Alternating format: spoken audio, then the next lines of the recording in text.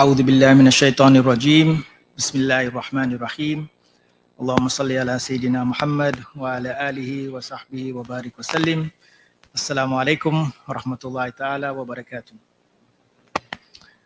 Welcome to our guests here at the Academia Islamic Library. Welcome to those who are streaming online throughout the world. It is a pleasure for me to welcome you to this critical issues seminar by Seekers Guidance. Seekers Guidance is a global Islamic seminary, and we have collaborated for this event with Al Ikhlas Academia Library and Voice of the Cape Radio. The South African community is very familiar with Seekers Guidance. We've had many events online in Cape Town over the years, and people are also familiar globally online with the work of Seekers Guidance. Just before Ramadan this year, in fact, we had our latest event in Cape Town, and this is following that, and inshallah we will have regular events in Cape Town to connect with the community on the ground. Seekers Guidance is primarily an online seminary, but we have critical issue seminars in places like Canada, the UK, Turkey, and South Africa. Inshallah, we're here in Cape Town, but we'd also like to do some programs in Johannesburg and other areas in South Africa as well. So Seekers Guidance has a vision to become a world-class global Islamic seminary, to provide people with beneficial knowledge and guidance for free anywhere in the world. Right, so we have multiple courses taught by qualified scholars online, and every year our teachers are growing, the amount of teachers we have, our courses are growing, and our students are growing. And we're trying to make knowledge accessible to anyone, anywhere in the world, but these on-ground seminars are important to connect with the communities face-to-face. So I'm very happy to be joined by two of my dear friends and colleagues, Sheikh Muhammad Carr and Sheikh Irshaad Sedick. And although they teach online for Seekers Guidance, this is an opportunity for you to connect with them on the ground, face-to-face as well.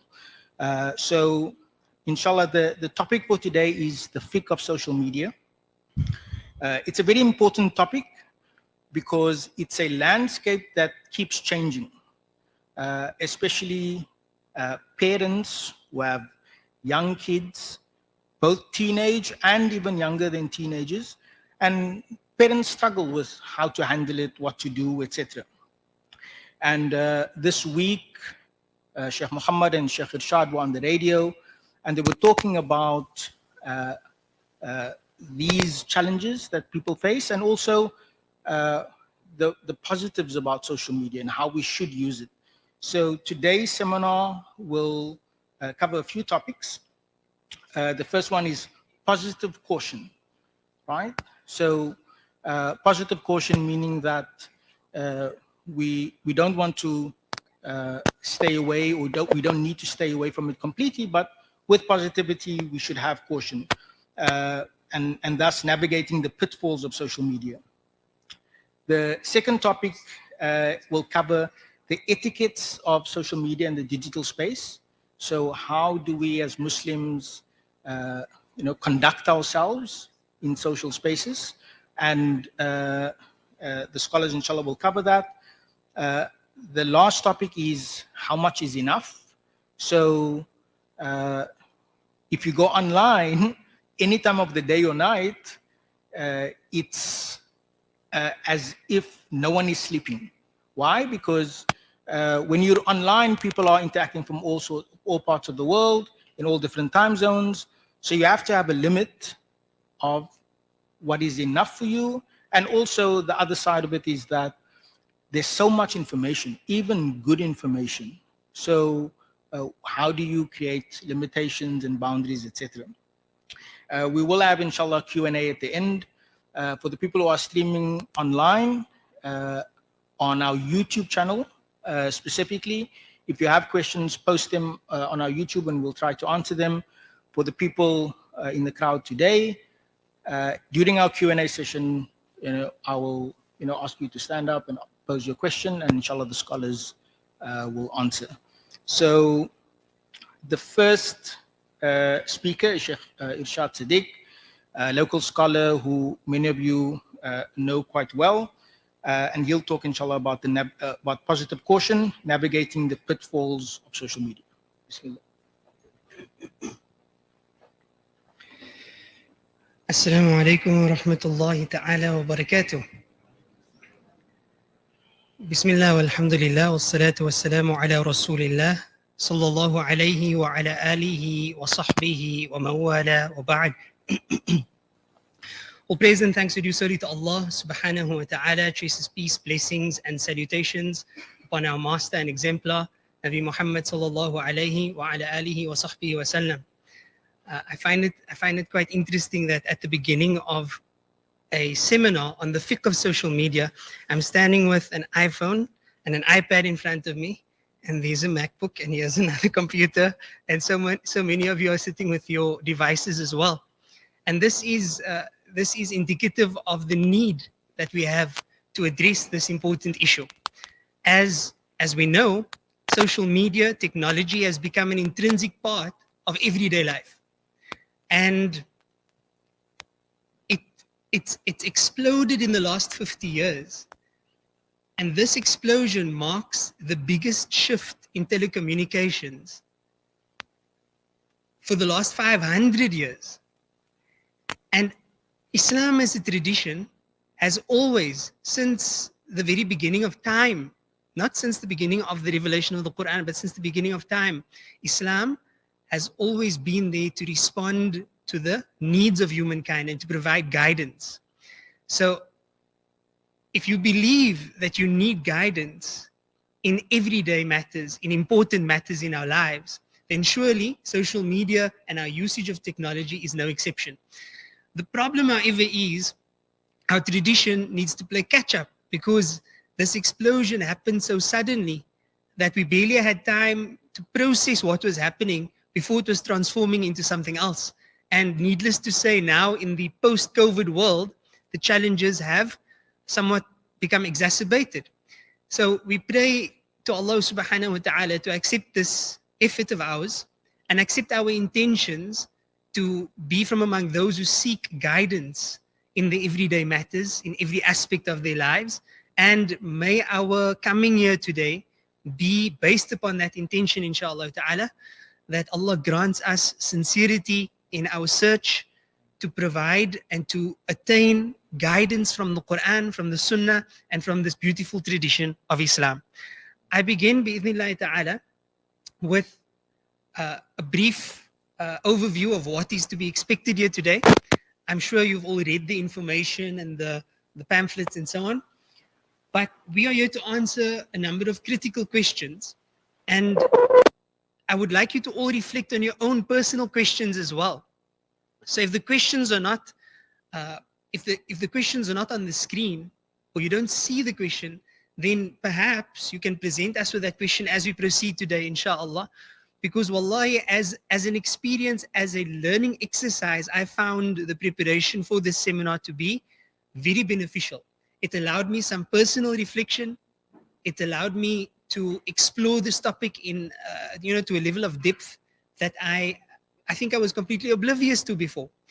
So with that, we commence bi'idhnillahi ta'ala, and we pray that Allah allow us to attain these outcomes, answer these questions, and receive the guidance from our Quran and the Sunnah of Rasulullah sallallahu alayhi wa ala alihi wa sahbihi wa sallam. The program outline will be as follows, bi'idhnillahi ta'ala. The first session, we're calling it Lesson 1, is positive caution. In other words, we all know that social media is laden with pitfalls, there's traps, there are dangers to be aware of. But hopefully in this first lesson, we will understand the length and the breadth of these dangers and how exactly to navigate them. Excuse me. Lesson 2 by my dear teacher and colleague, Maulana Muhammad Carr, will be about the etiquettes of social media, where we will get deeper into the fiqh, the actual fiqh, the understanding, the the understanding as a Muslim and how to deal with this concept in our everyday lives, as I said, that will be dealt with in session number 2. And then the third session, which we will share between us, is focusing on an action plan. Exactly how do we navigate this space? What can we do in a practical sense to ensure that we gain that which there is to gain of benefit, and that we avoid the harms that are laden in this very broad spectrum called social media. Tamam. So lesson 1, bi'idhnillahi ta'ala, the challenges that we face, what are they? How deep do they go? What are the challenges of social media? What are the common pitfalls that we should be aware of?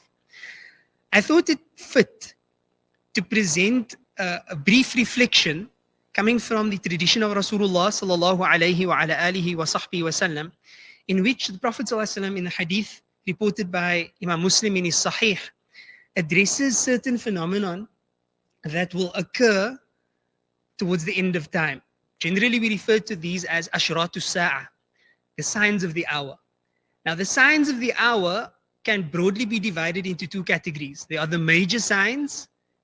We speak about the 10 major signs of the hour, and then there are the minor signs. Now, there are many narrations related about the signs of the hour, and one can easily be left with the impression that anything that is a sign of the hour must be bad, must intrinsically be bad. For example, competing in high-rise buildings. The Prophet ﷺ said that the time will come when the barefoot, once naked Arabs will be competing in high-rise buildings.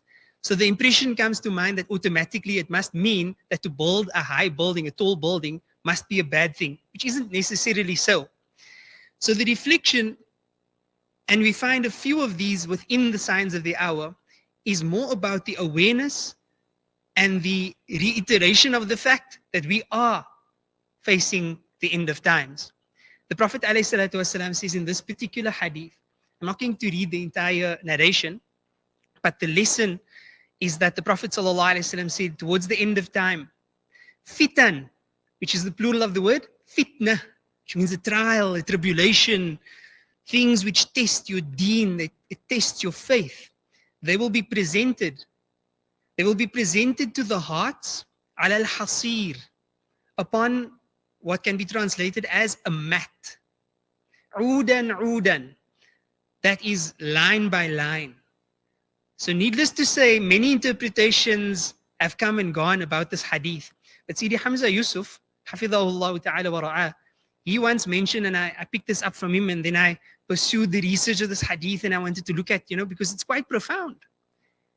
The Prophet ﷺ saying that fitan will be presented on this flat mat that's line by line.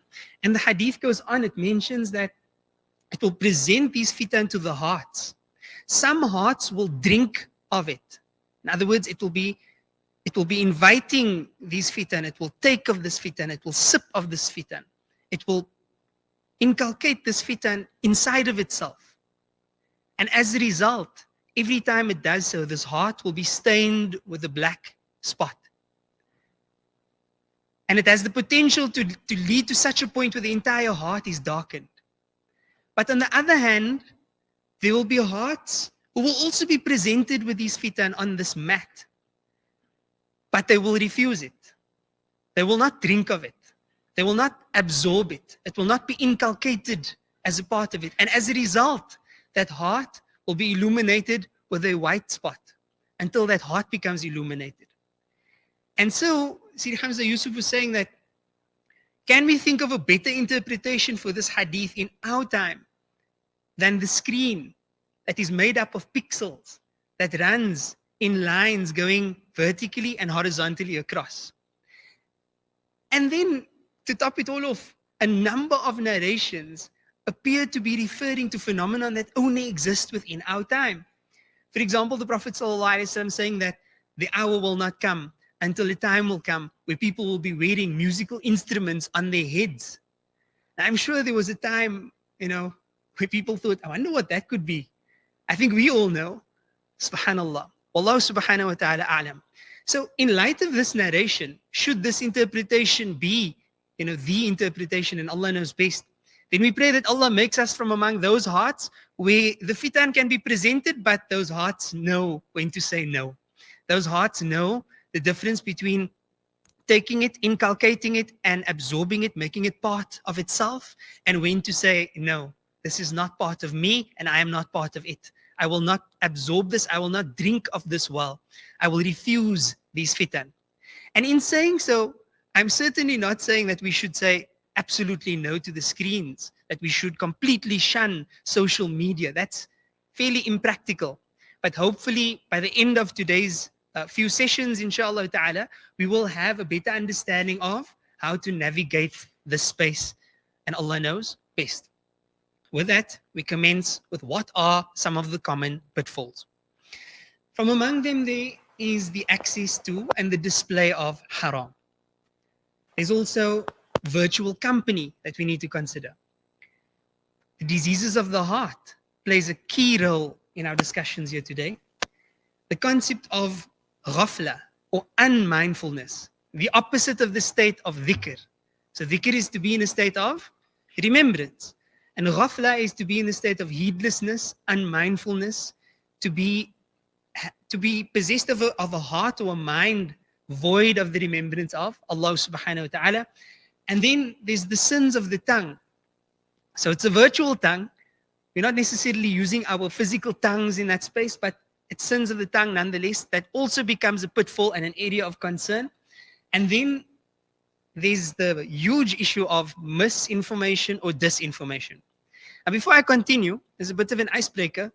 By show of hands, who signed up and is in attendance today because you believe that it's difficult for yourself personally to create healthy habits with social media? If I can just get a show of hands for yourself, for your own self. Okay, mashallah. Now, who is here because you believe that your spouse needs help with social media? Nobody's raising their hands now. The reality is these are real challenges. These are serious challenges. And we want to be pragmatic about our approach. There's, to create this utopia of, let's go live in the mountain and get our goats ready and our sheep ready and farm our own lands and get off the grid. We practically are off the grid considering the way the electricity is going. But if we consider ourselves to be at that point, then what we are really saying is detach entirely. Today's seminar is not going to say this. Today's seminar is essentially going to say that we can navigate this space and we have all the tools at our disposal. We don't need to make them up. They exist within the tradition of Islam. May Allah guide us to that. Ameen. So the first point is misinformation, disinformation. I think one of the major lessons of the COVID-19 pandemic that we all came to, wake up to one day was that, subhanAllah, we are really living in a time of information overload. And our social media feeds, they don't really help much when it comes to information overload. If anything, it creates within oneself a feeling of being exhausted, of being overwhelmed. Why is this? Unfortunately, as opposed to before the information age, the only information that we were ever privy to, as far as critical information is concerned, was from our local scholars. The imam at the masjid would name your child. He would be there for the tasmiyah. He would be there to give your children madrasa classes in the afternoon. He would be there for your marriage classes, for your nikah, etc. And if not your local imam, then your local scholars. And for those who were really fortunate, they had family members or they knew scholars who studied abroad. Now, anyone can find any information at any time. And here I speak specifically about Islam. Unfortunately, as we know, not all of the websites, not all of the sources are going to give you orthodox traditional Islam. You may open up the internet, search for a question, a real question that you need guidance with, believing that this is a place that provides you with such guidance, and find an innocent looking website that says Islam, mathalan. But you don't know is this an orthodox source of information? Who runs this website? Who are the scholars who are the brains behind such a project? So we find heresy accessible to each and every single person on this planet, whereas before they would only have access to the orthodox scholars within their reach. They would have access to scholars who they know personally, who they were able to engage with, who they saw, who they interacted with. Now, how many people actually know and are able to navigate where the information comes from? So this is one of the serious problems that we have.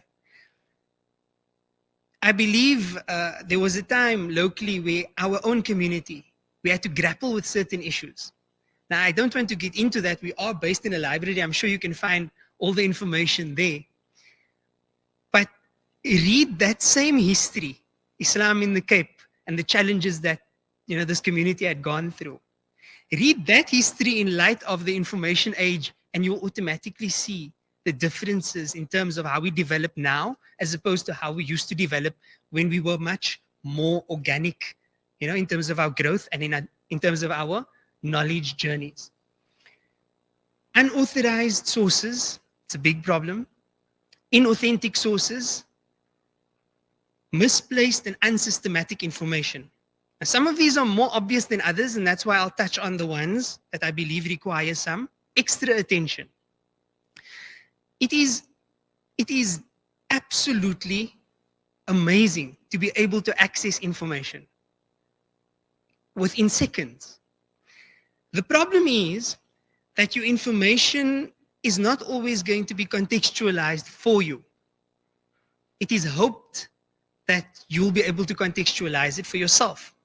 For example, an innocent mother or father may want guidance as to, I'm performing Umrah, this is the situation that I'm faced with, let me go onto the internet and find some guidance.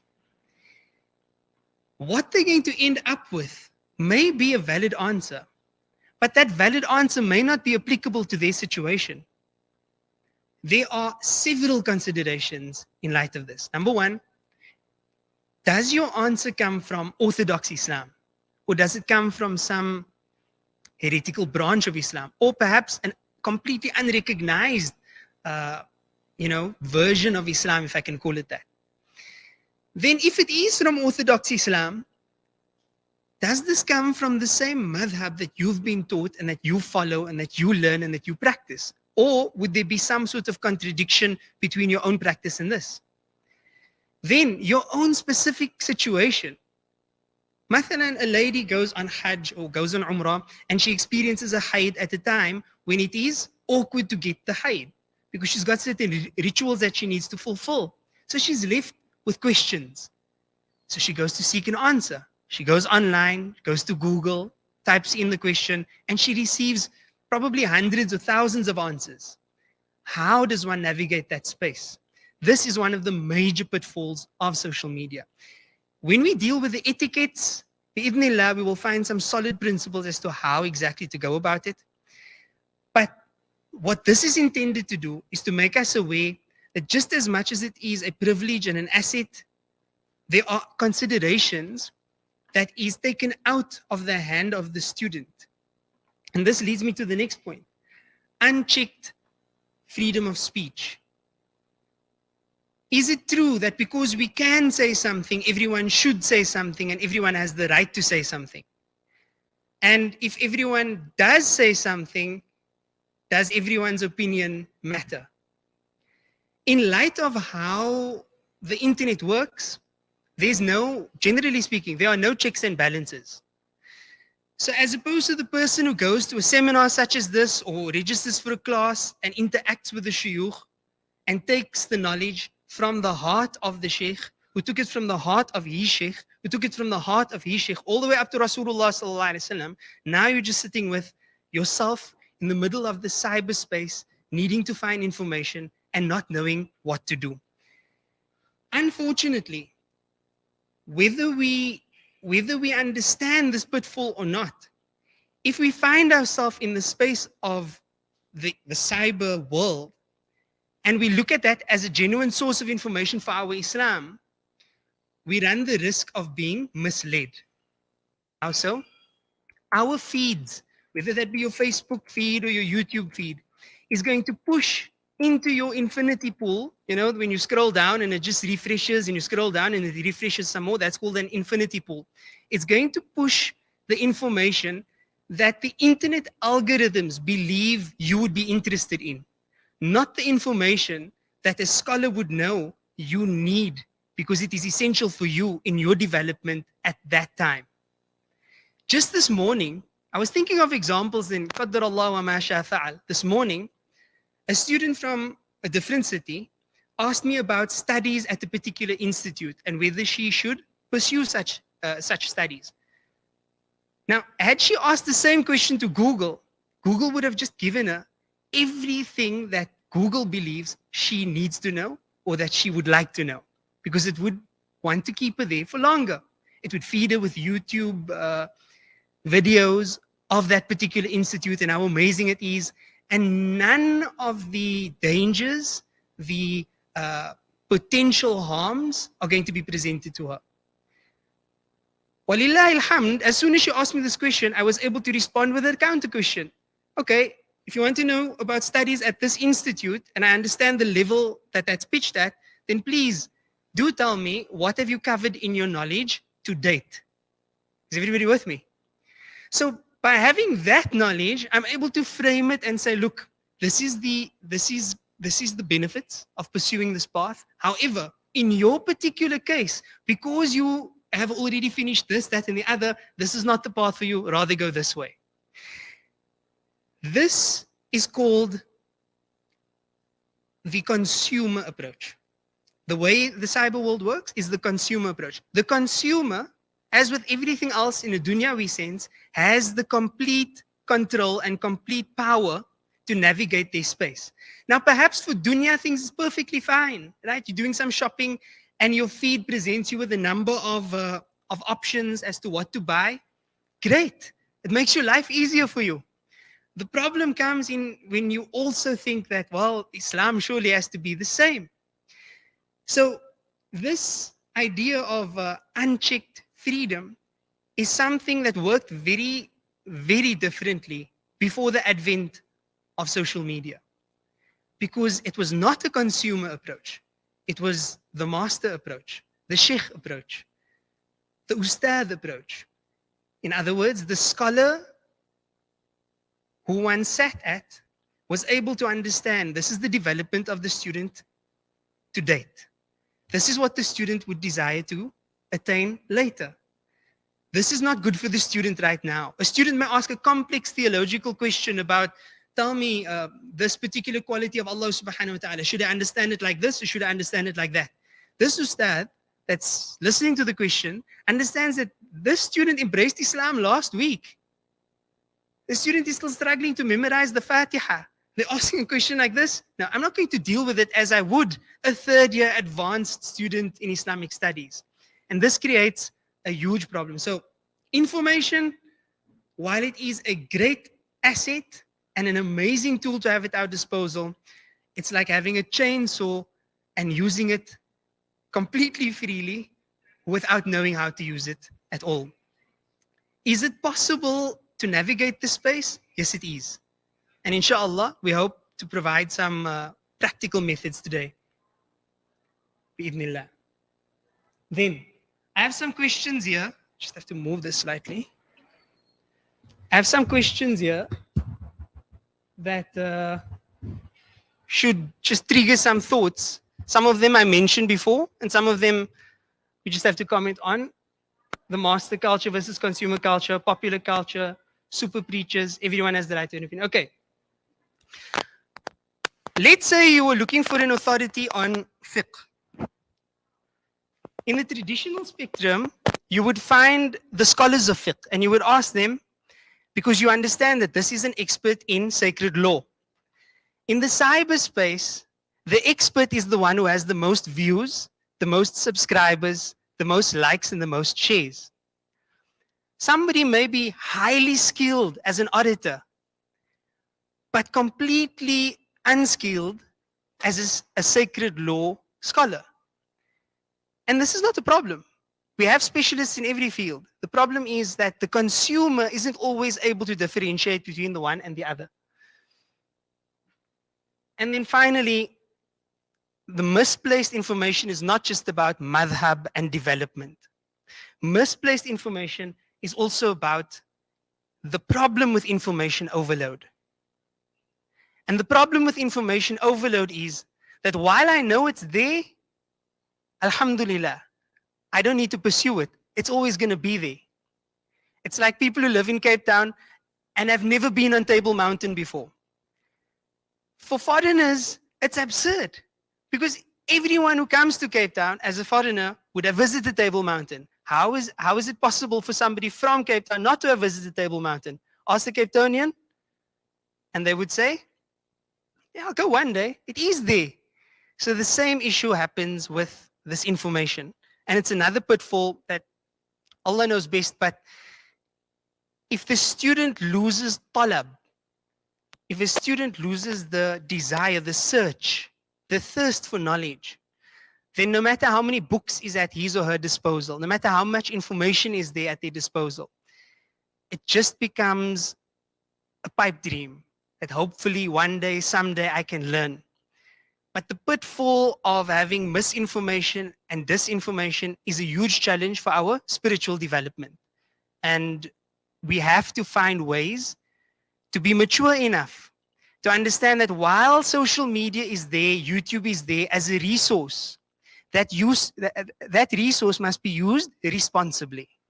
And when I say responsibly, I mean it takes a level of maturity to understand that, look, this is my level. I know what I know and I know what I don't know. And while I can access this information, I'm not an expert to be able to navigate this information completely independently. I can read an article, I can read a book, I can watch some videos and check some answers on some answer service, but I should never lose touch with our scholars. My strongest argument in light of this is the way Allah subhanahu wa ta'ala sent nur, sent knowledge to this ummah. Allah Azza wa Jal, who can make the scrolls of Nabi Musa or the tablets of Nabi Musa just come and appear overnight, could have also inspired Rasulullah sallallahu alayhi wasallam overnight in Ghar Hira, anyway. That entire Quran from Iqra till wattaqu yawman turja'una fihi ila Allah, that entire Quran, he could have woken up sallallahu alayhi wasallam and said, I'm the Prophet of Allah, here's the Quran, and then read it. But Allah chose a system for this ummah, a system that is entrenched within our legacy, and that is from teacher to student. And as much as we have access to information, we should never lose our idea, our concept of how to gain knowledge, how to seek knowledge. At-talaqqi. At-talaqqi means to receive, to go and physically receive from the scholars. Because whilst the knowledge of nubuwah is important, this, books, material, information, it is important, it is critically important. Iqra, that's the first word of revelation. The manner is just as important. Because along with ilmun nubuwah, we also have nurun nubuwah. And while ilmun nubuwah can be transferred in pages, non-Muslims can get it. Non-Muslims can open up the book and, lecture about whatever, and they have the right to do so. But nurun nubuwah is passed min al-qalb ila al-kulub, from the heart to the hearts. And this is why the Sahaba radiallahu anhum, some of them, they spoke from what it looks like. They spoke to the Prophet for a single moment. The Bedouin comes to Rasulullah and he says, just tell me what I should do about salah. And Rasulullah tells him 5 things, 5 daily salahs. What should I do about Ramadan? What should I do about zakah? In each instance, he says, okay, I'm going to do that, nothing more. And we don't know the name of the Sahabi. We don't know anything about the Sahabi. We don't know if he spoke to the Prophet ever again after this incident. Yet, he walked away and Rasulullah could tell the Sahaba, he will be successful if he's telling the truth. Because he didn't just walk away with knowledge. That little bit that he walked away with also contained the Nurun Nubuwah. And that is the primary lesson that we should always know and keep in mind when we're navigating social media for the sake of information. Now, the next one is very obvious to all of us, and it's our biggest concern when it comes to our kids. But how concerned are we when it comes to ourselves? The access to and the display of haram. It's a serious issue.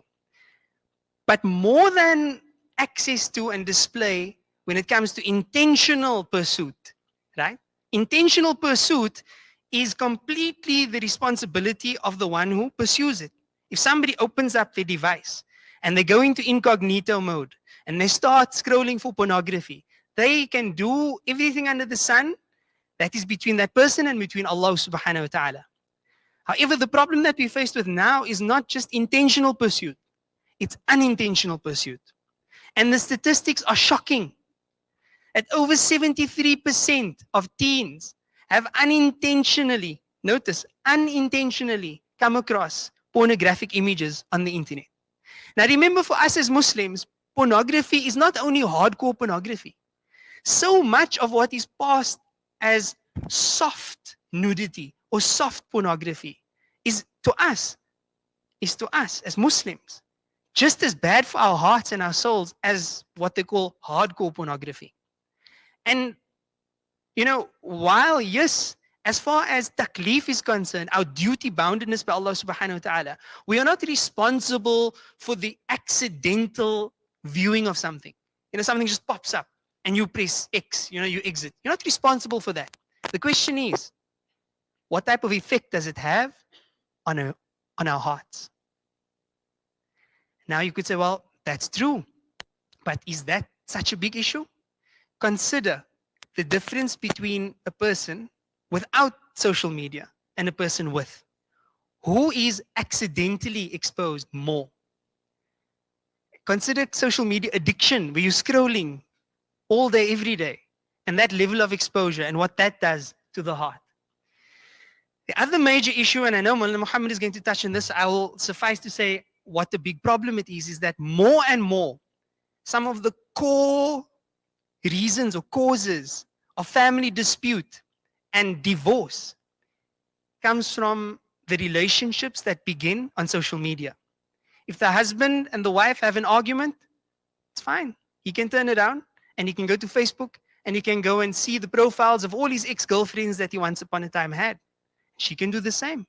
They can ask, how are you doing? They can ask, I heard you got divorced. These are people who they would otherwise never have been in contact with, never have come across. Maybe one day at the flea market, Assalamu alaikum, wa alaikum salam, and that's it. But now, that level of access comes with serious responsibility. And if one doesn't have the maturity and the responsibility to navigate that space, you can see how dangerous it can be for the individual and for the family. May Allah subhanahu wa ta'ala guide us. Let's take a breather here. You can, if you want, make any notes, ask each other questions. I just want everybody to be as fresh as possible throughout the entire session. So if you want to stand up and stretch, drink some water, just engage with one another, that would be fine, and it will give me a chance to take a sip of water as well, inshallah ta'ala. If you do have any questions, do note them, and we'll have a session for that, inshallah. Barakallahu feekum.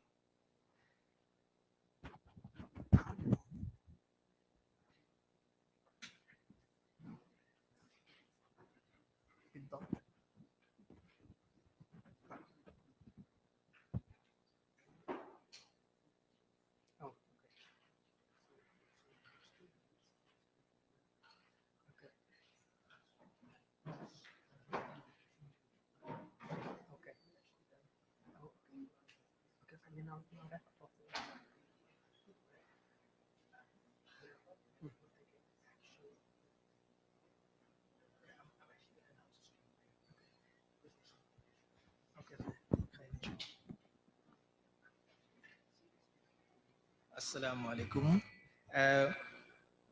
Sheikh Irshaad is almost done with his presentation, but we're actually going to take an official 10-minute break. There are some snacks out in the front. So it's now 5:25. Inshallah, at 5:35, we'll start again, inshallah. Shukran.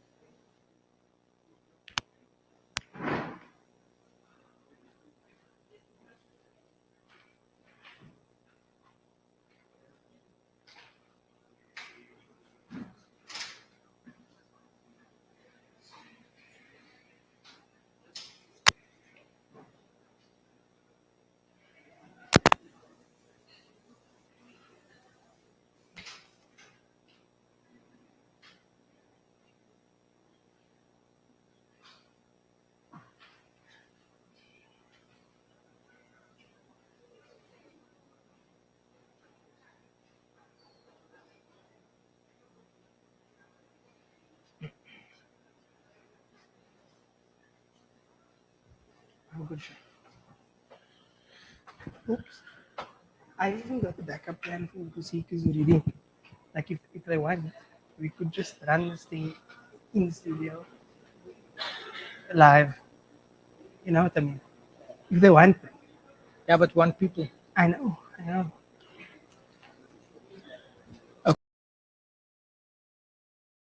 I must make you laugh. We were 45 minutes into a recording once with the same thick team.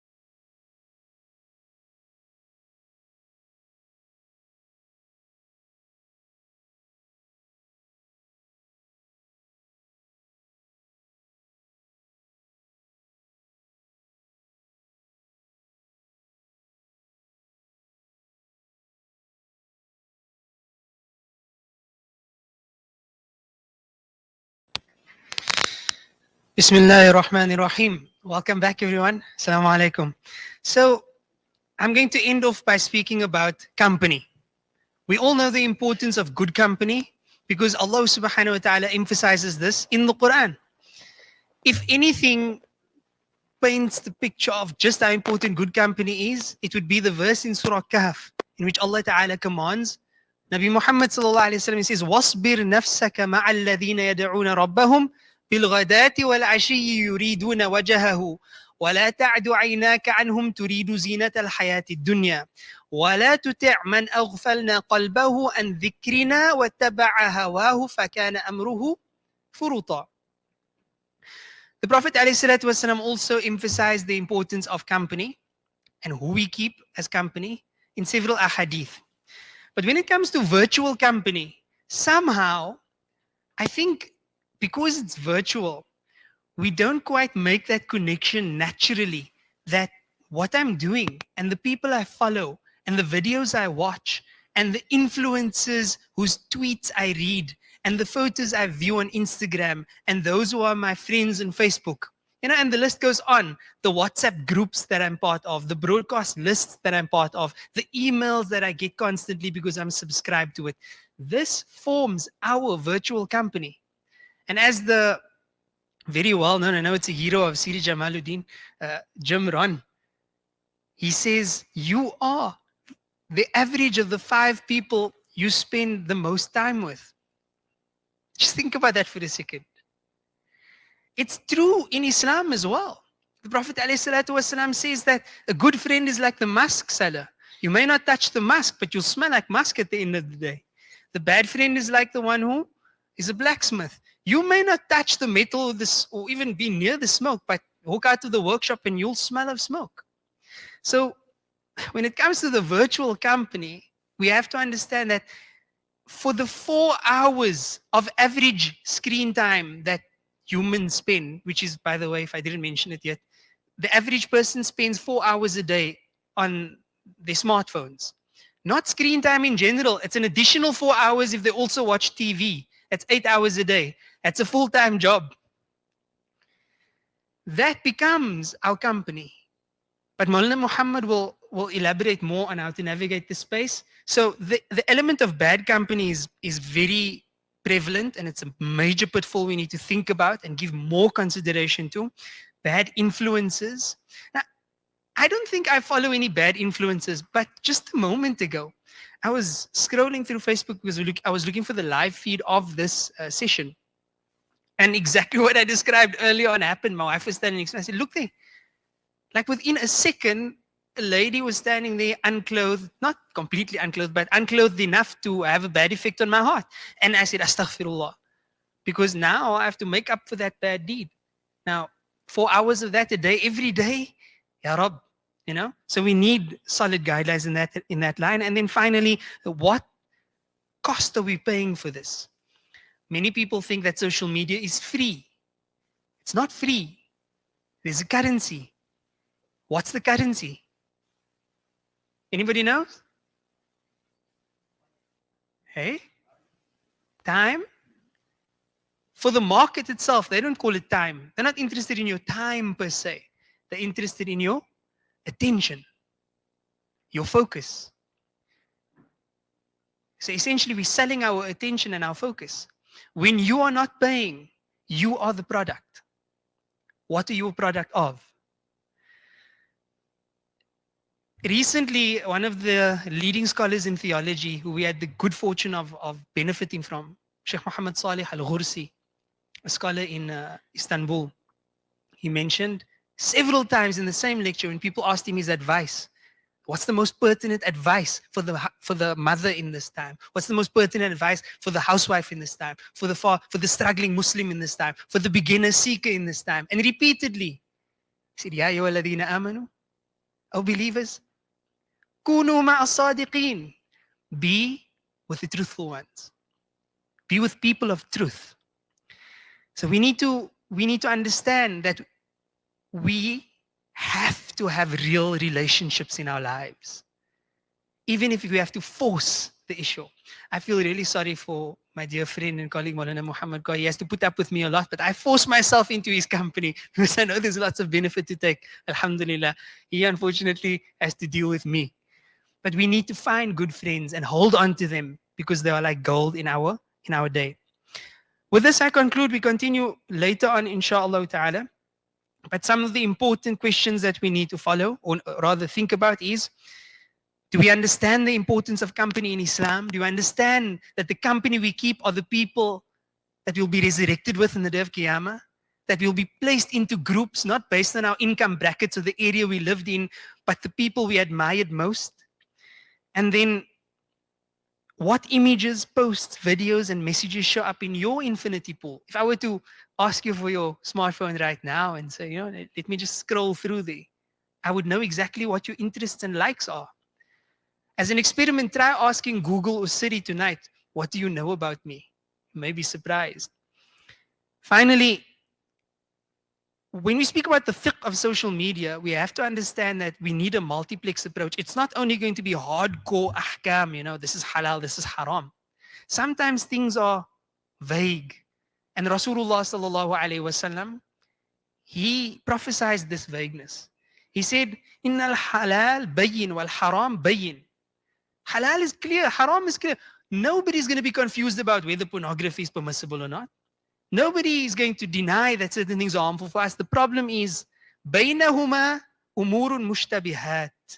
Between them, there are vague matters. Vague matters. And he says, whosoever saves themselves from those vague matters, they have preserved their honor, they've preserved their deen. Because the shepherd who constantly allows the sheep to graze at the borders of the pasture lands, it's inevitable that the sheep is going to cross over into the other farmers' pasture lands. A man can be a wali of Allah subhanahu wa ta'ala, but he's still a man. A woman can be a waliyah, but she's still a woman. We are prone to the same weaknesses and the same mistakes. Illa ma rahima rabbi, except as Allah ta'ala gives mercy. So when we expose ourselves to more temptation and more temptation and more temptation, basically what it means is that we also need to increase the level of taqwa that goes into that, because our shield needs to go up. And may Allah grant us virtual pious company, real pious company. May the company that we keep bring us closer to Allah and not be a cause of our destruction for that day when we inevitably meet Him subhanahu wa ta'ala. Until our next session, inshallah, jazakumullah khairan. Assalamu alaikum wa rahmatullahi wa barakatuh.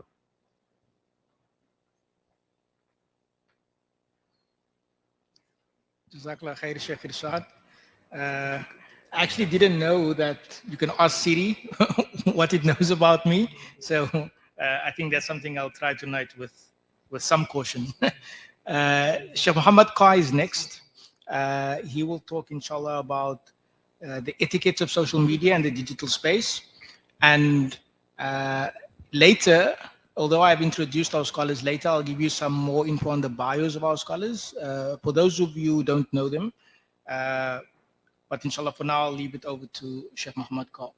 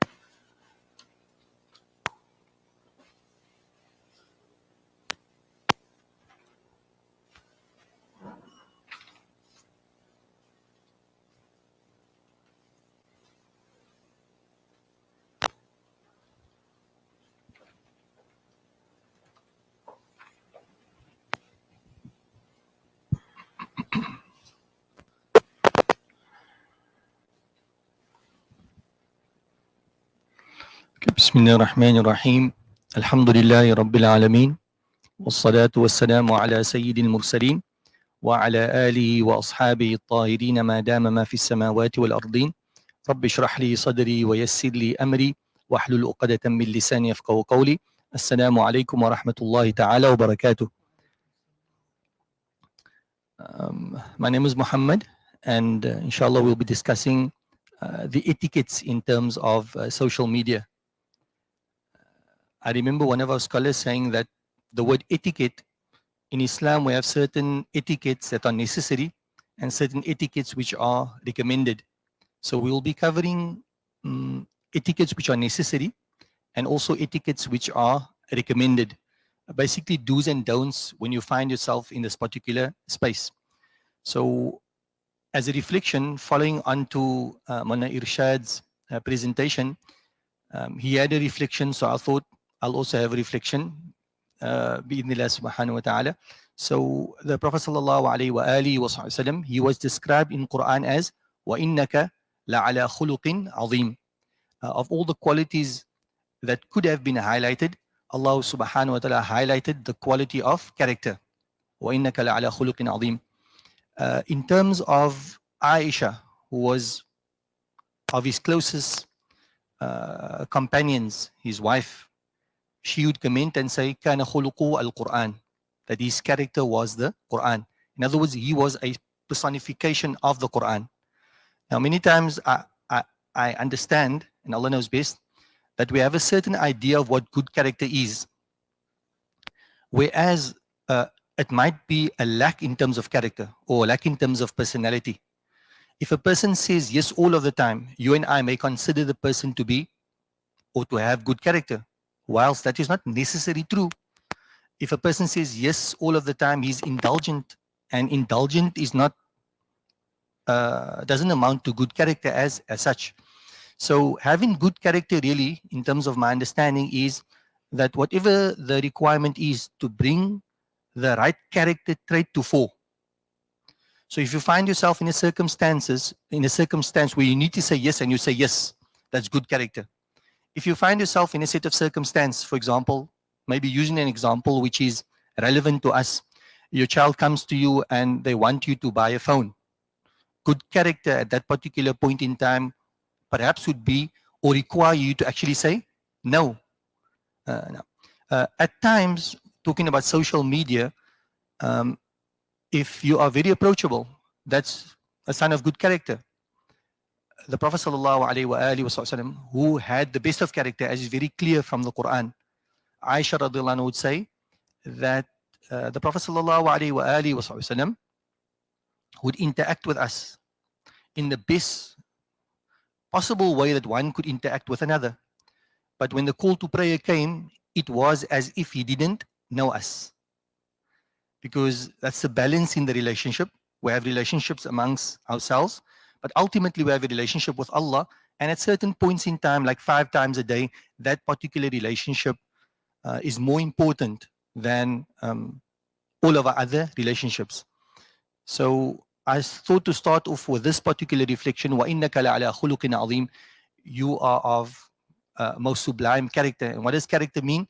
That in certain instances, whatever those instances, whatever character traits those instances require from us and demand of us, if we're able to bring that character trait to fore, then that is considered to be good character. You're in the battlefield.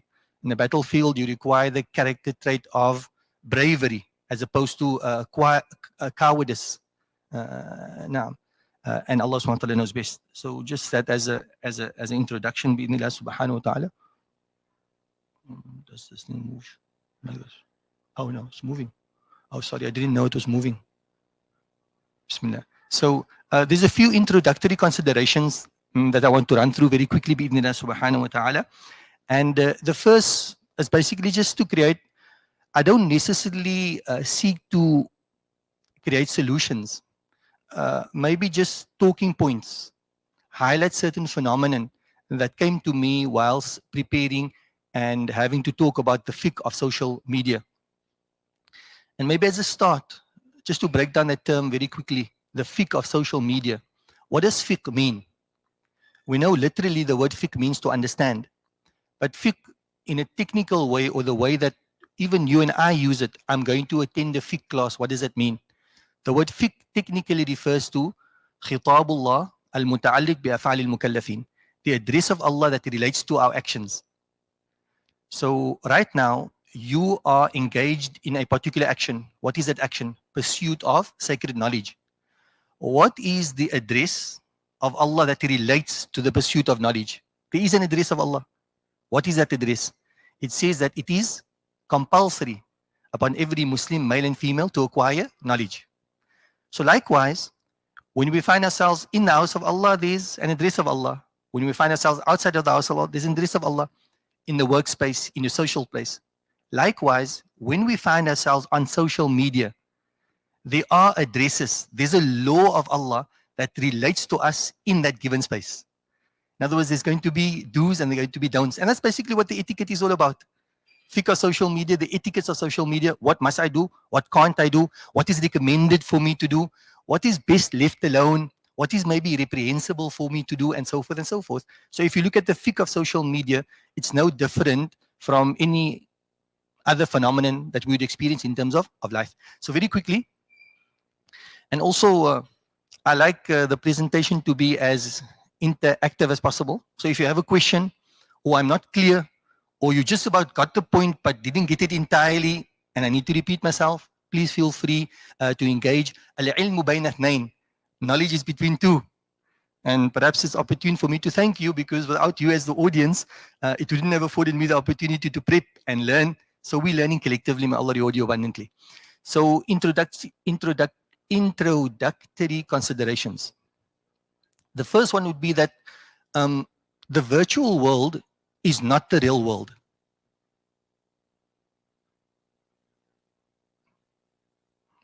So an example would be that right now the class is live. So our engagement, this is a real engagement, and the class is also being streamed.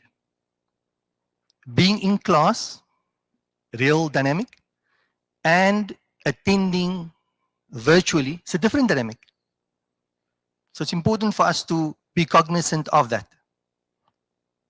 And here are a few examples.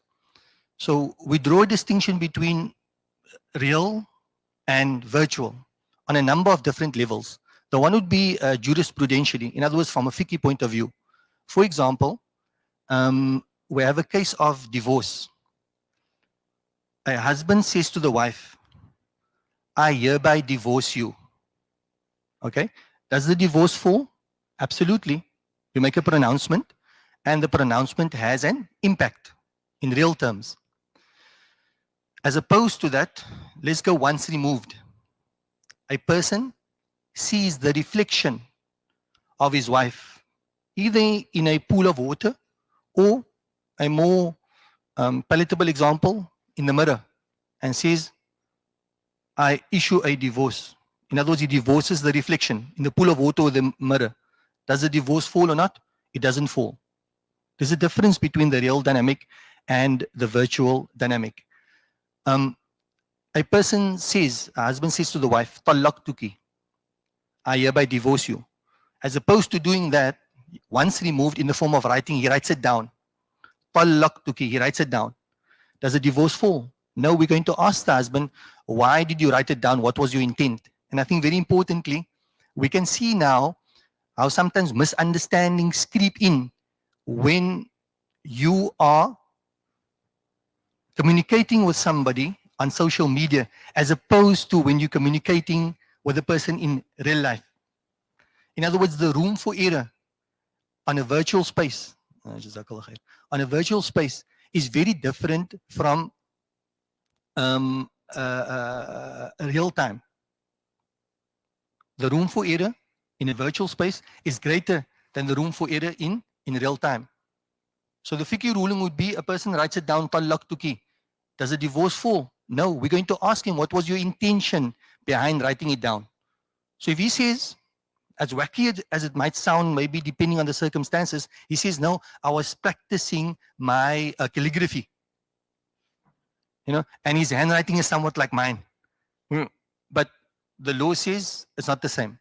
No. Another example would be a Quran app. It's a new thing, it's a novel thing. Scholars don't just take the rule of, look, when you're reading Quran and you have a mushaf in front of you, and when you're reading Quran from the app on your phone, they do a distinction between the two because there is a distinction between the two. Now, so one of the first point I just wanted to create that sort of difference, because it's not, we're going to transpose what we have in real life to the virtual realm. We're going to do that. But it's also important to understand that it's not exactly the same. They do share, maybe in terms of outcome, exactly the same, but they are also essentially different. So to have this type of idea is important. The next one would be even in terms of language. Bismillah.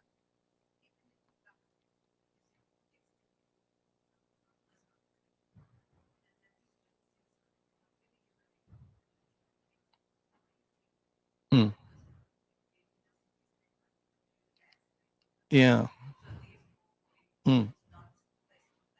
Absolutely. Yeah, shukran. Everybody get that?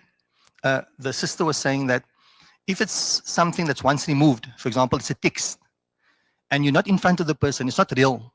So what happens now is the scope of interpretation is very limited. You're not taking the person in mind, it's basically only you. So you may find yourself in a very in a very bad space. So therefore you interpret it very negatively. As opposed to when you were in front of the person, then there's not that room because you can clearly see the person doesn't mean it in the way that you may otherwise have taken it. And it's sort of very important, and Allah SWT knows best. Tamam. The next one would be in terms of language. In language, we also draw a distinction, and it's quite unique in terms of the Arabic language. I think you have the same in the English language as well. I can address you like, you are generous. Or I could say the likes of you are generous. I actually mean you, but my language doesn't refer to you. It's a once removed and it has different aspects to it. So even in language, we can sort of move away from the real dynamic and basically remove ourselves one step. If you wanted to, there's a verse in the Holy Quran, Laysa kamithlihi shay, a famous verse that talks about the fact that there's nothing like the like of Allah. And the benefits that making a statement like that has, as opposed to saying there's not the like of Allah. Now, the likes of you do not steal. It's really a matter of eloquence that I'm saying, if the likes of you do not steal, then a fortiori you would never steal. That's the idea that you get. So in language, you also have this type of idea, and Allah SWT knows best. And the next thing would be that, and I think this is an important thing to keep in mind, just to sort of like highlight when we are in the social media space, that the real is different from social media, or social media is different from the real in terms of the rules of normalcy, normal rules, what they call nomic rules. So I'm one person addressing you, that's quite possible. But is it possible for all of you to address me in terms of normal rules at one and the same time? In the real world, no. It's absurd in a normal sense. But on social media, does it happen? My phone could be pinging all of the time, and there's 101 persons seeking to engage with me at one and the same time. So the purpose here really is just to create some sort of framework, number one, get you thinking a bit. I don't mean to push a particular point home here, just considerations. And the last consideration, which I think is very important, and that is, as a rule of thumb, that the more real something is, the more beautiful it is. So if I were to be given a choice, knowing what I know now, I need to say something to somebody. Is it better? In certain instances, yes, like we've seen in terms of the language example and so forth, it's you can take the once removed approach, but generally, the more real, the more beautiful. So is it better for me to say something online or to say the same thing to you in person? It just has a greater meaning, and Allah SWT knows best. There's this theological thing which is just, I'm trying to stay focused, but it's just like coming in here and into my headspace, man. So I think I might as well just mention it and get it done with. Otherwise, it's going to bug me for the balance of the program. It is that, you know, like you as a human being, right? You made up, you're a compound being, right? You're made up of your body, you're made up of your soul, and you're made up of your heart. And then you have your body, there's a corpus to it, it's a corporeal. I can see, feel, and touch it. And then there's also accidents. Like accidents. So I smile now, that's an accident because it comes and goes. So I frown at you now, that's an accident, it comes and it goes. My speech is an accident, it comes and it goes. But the unique thing about our speech also, it has an impact, man. When I'm speaking to you directly, it has an impact. And therefore we can understand in terms of Quran has an impact on you. The word of the Quran has an impact upon you. One person questioned it, and then a scholar started swearing him, and he got red in the face. So he said, if my words can have an impact on you, what about the words of Allah? So in terms of communication, my point is, don't undermine the power of what we normally sort of denounce to being an accident. It's just an accident. Some people believe, some scholars believe, some theologians believe that accidents don't have an existence. The moment I say something, it disappears and it loses all of its existence. Even if you accept that ruling, you must understand that accidents like speech and communication, it has impact, and therefore we should value it. And if there's something like really important that you want to say, I would say it in person as opposed to using any other platforms, and Allah SWT knows best. So those are the introductory consideration. The next thing, just very quickly, bi'idhnillah subhanahu wa ta'ala, social media. Again, we're talking about fiqh, so I thought we need to get a little bit technical. Hopefully it won't get electrical and you won't get shocked. 5 minutes left. See, that's now shock.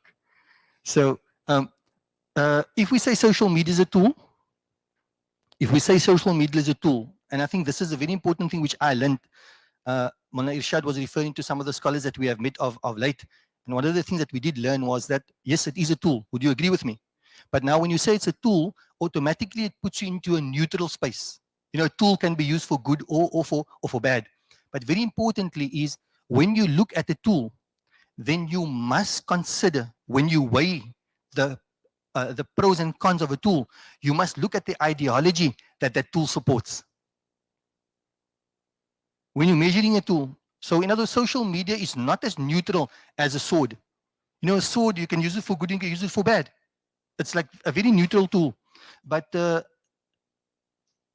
social media, on the other hand, if we really want to measure it, its pros and its cons, whether it's positive or negative, we need to look at the ideology which it supports.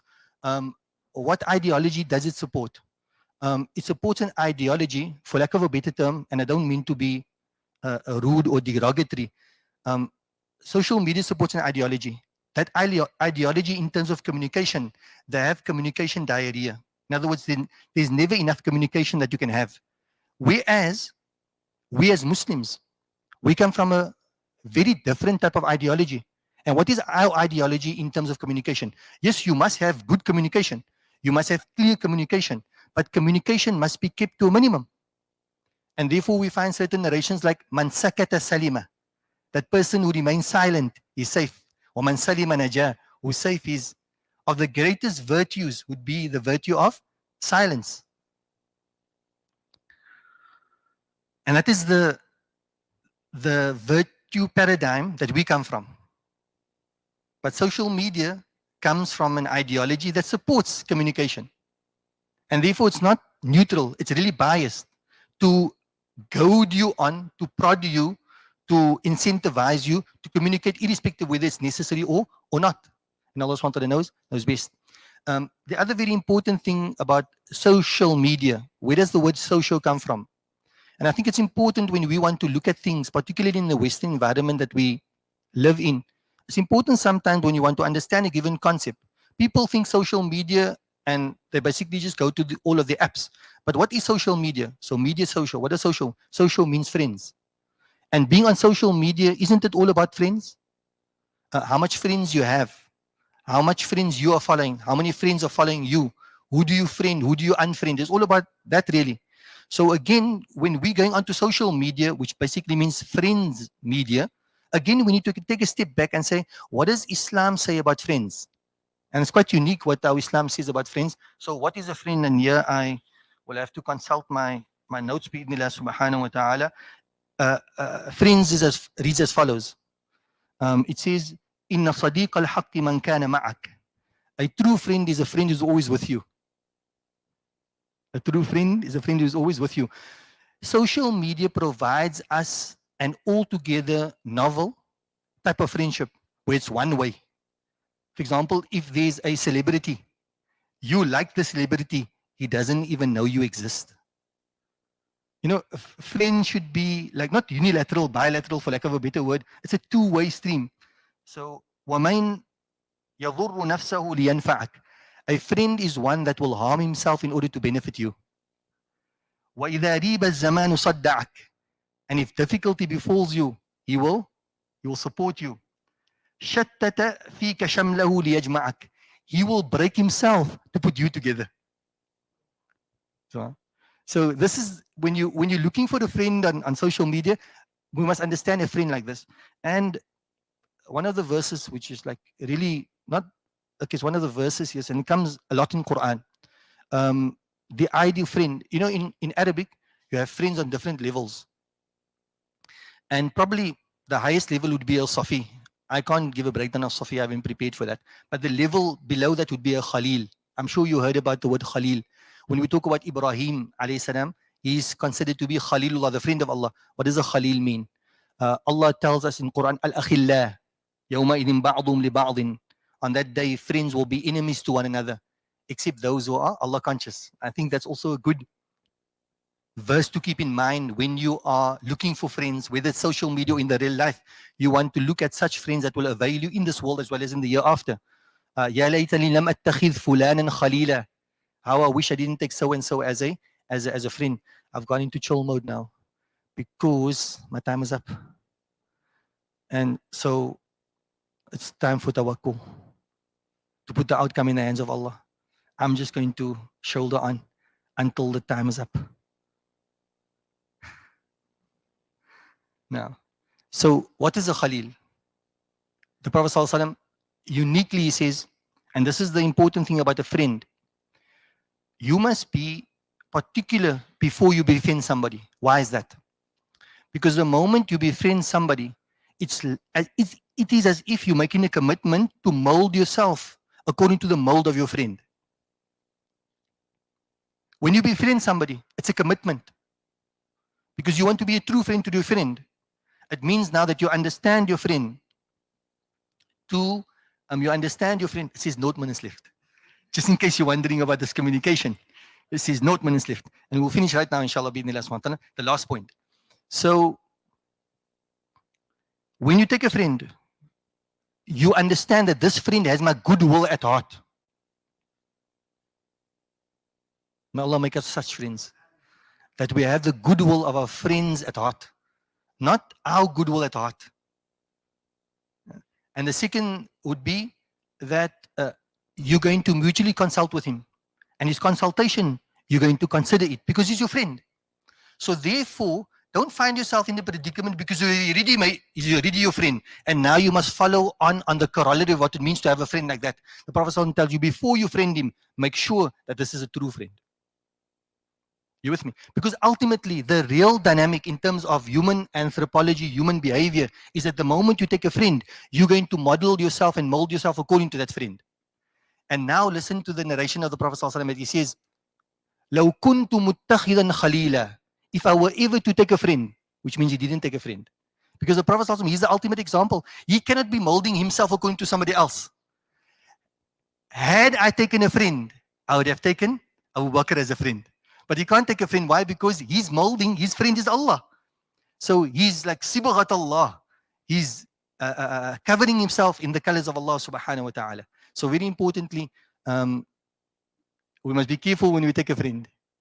And also at the same time, also not only in terms of that friend upon us, but what type of friend am I going to be to that friend? And that brings us to the end of 0 minutes left of our first session. We'll come back inshallah and we'll do our next 22 minutes. Jazakumullahu khairan.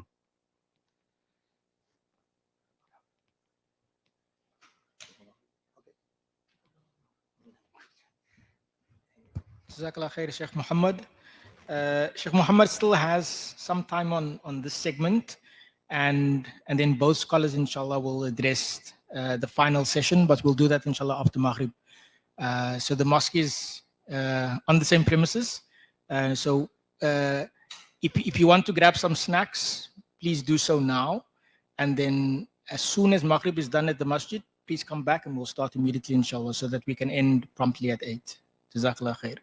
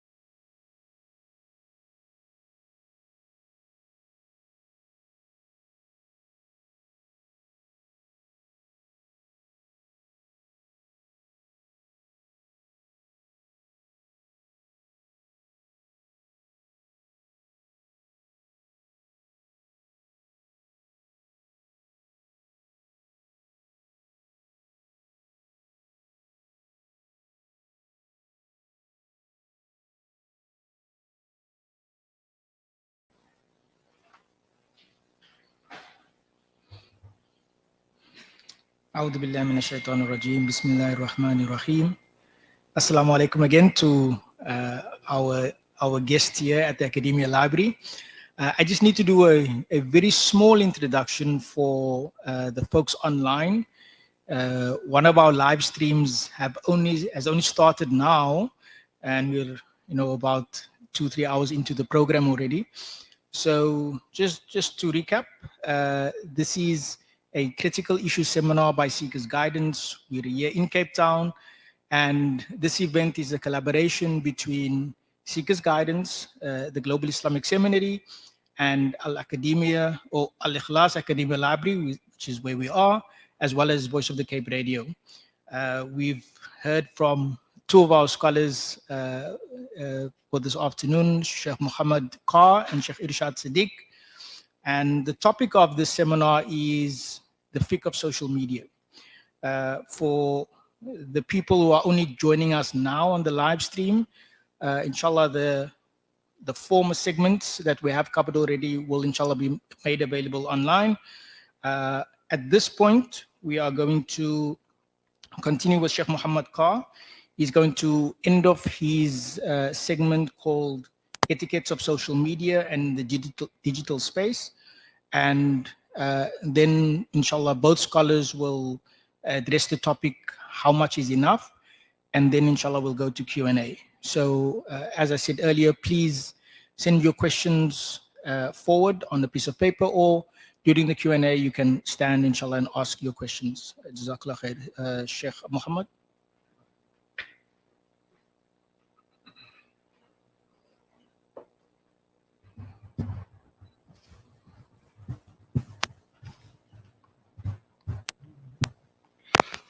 بسم الله الرحمن الرحيم الحمد لله والصلاة والسلام على رسول الله صلى الله عليه وآله وصحبه وسلم رب اشرح لي صدري ويسر لي أمري واحلل عقدة من لساني يفقهوا قولي السلام عليكم ورحمة الله تعالى وبركاته.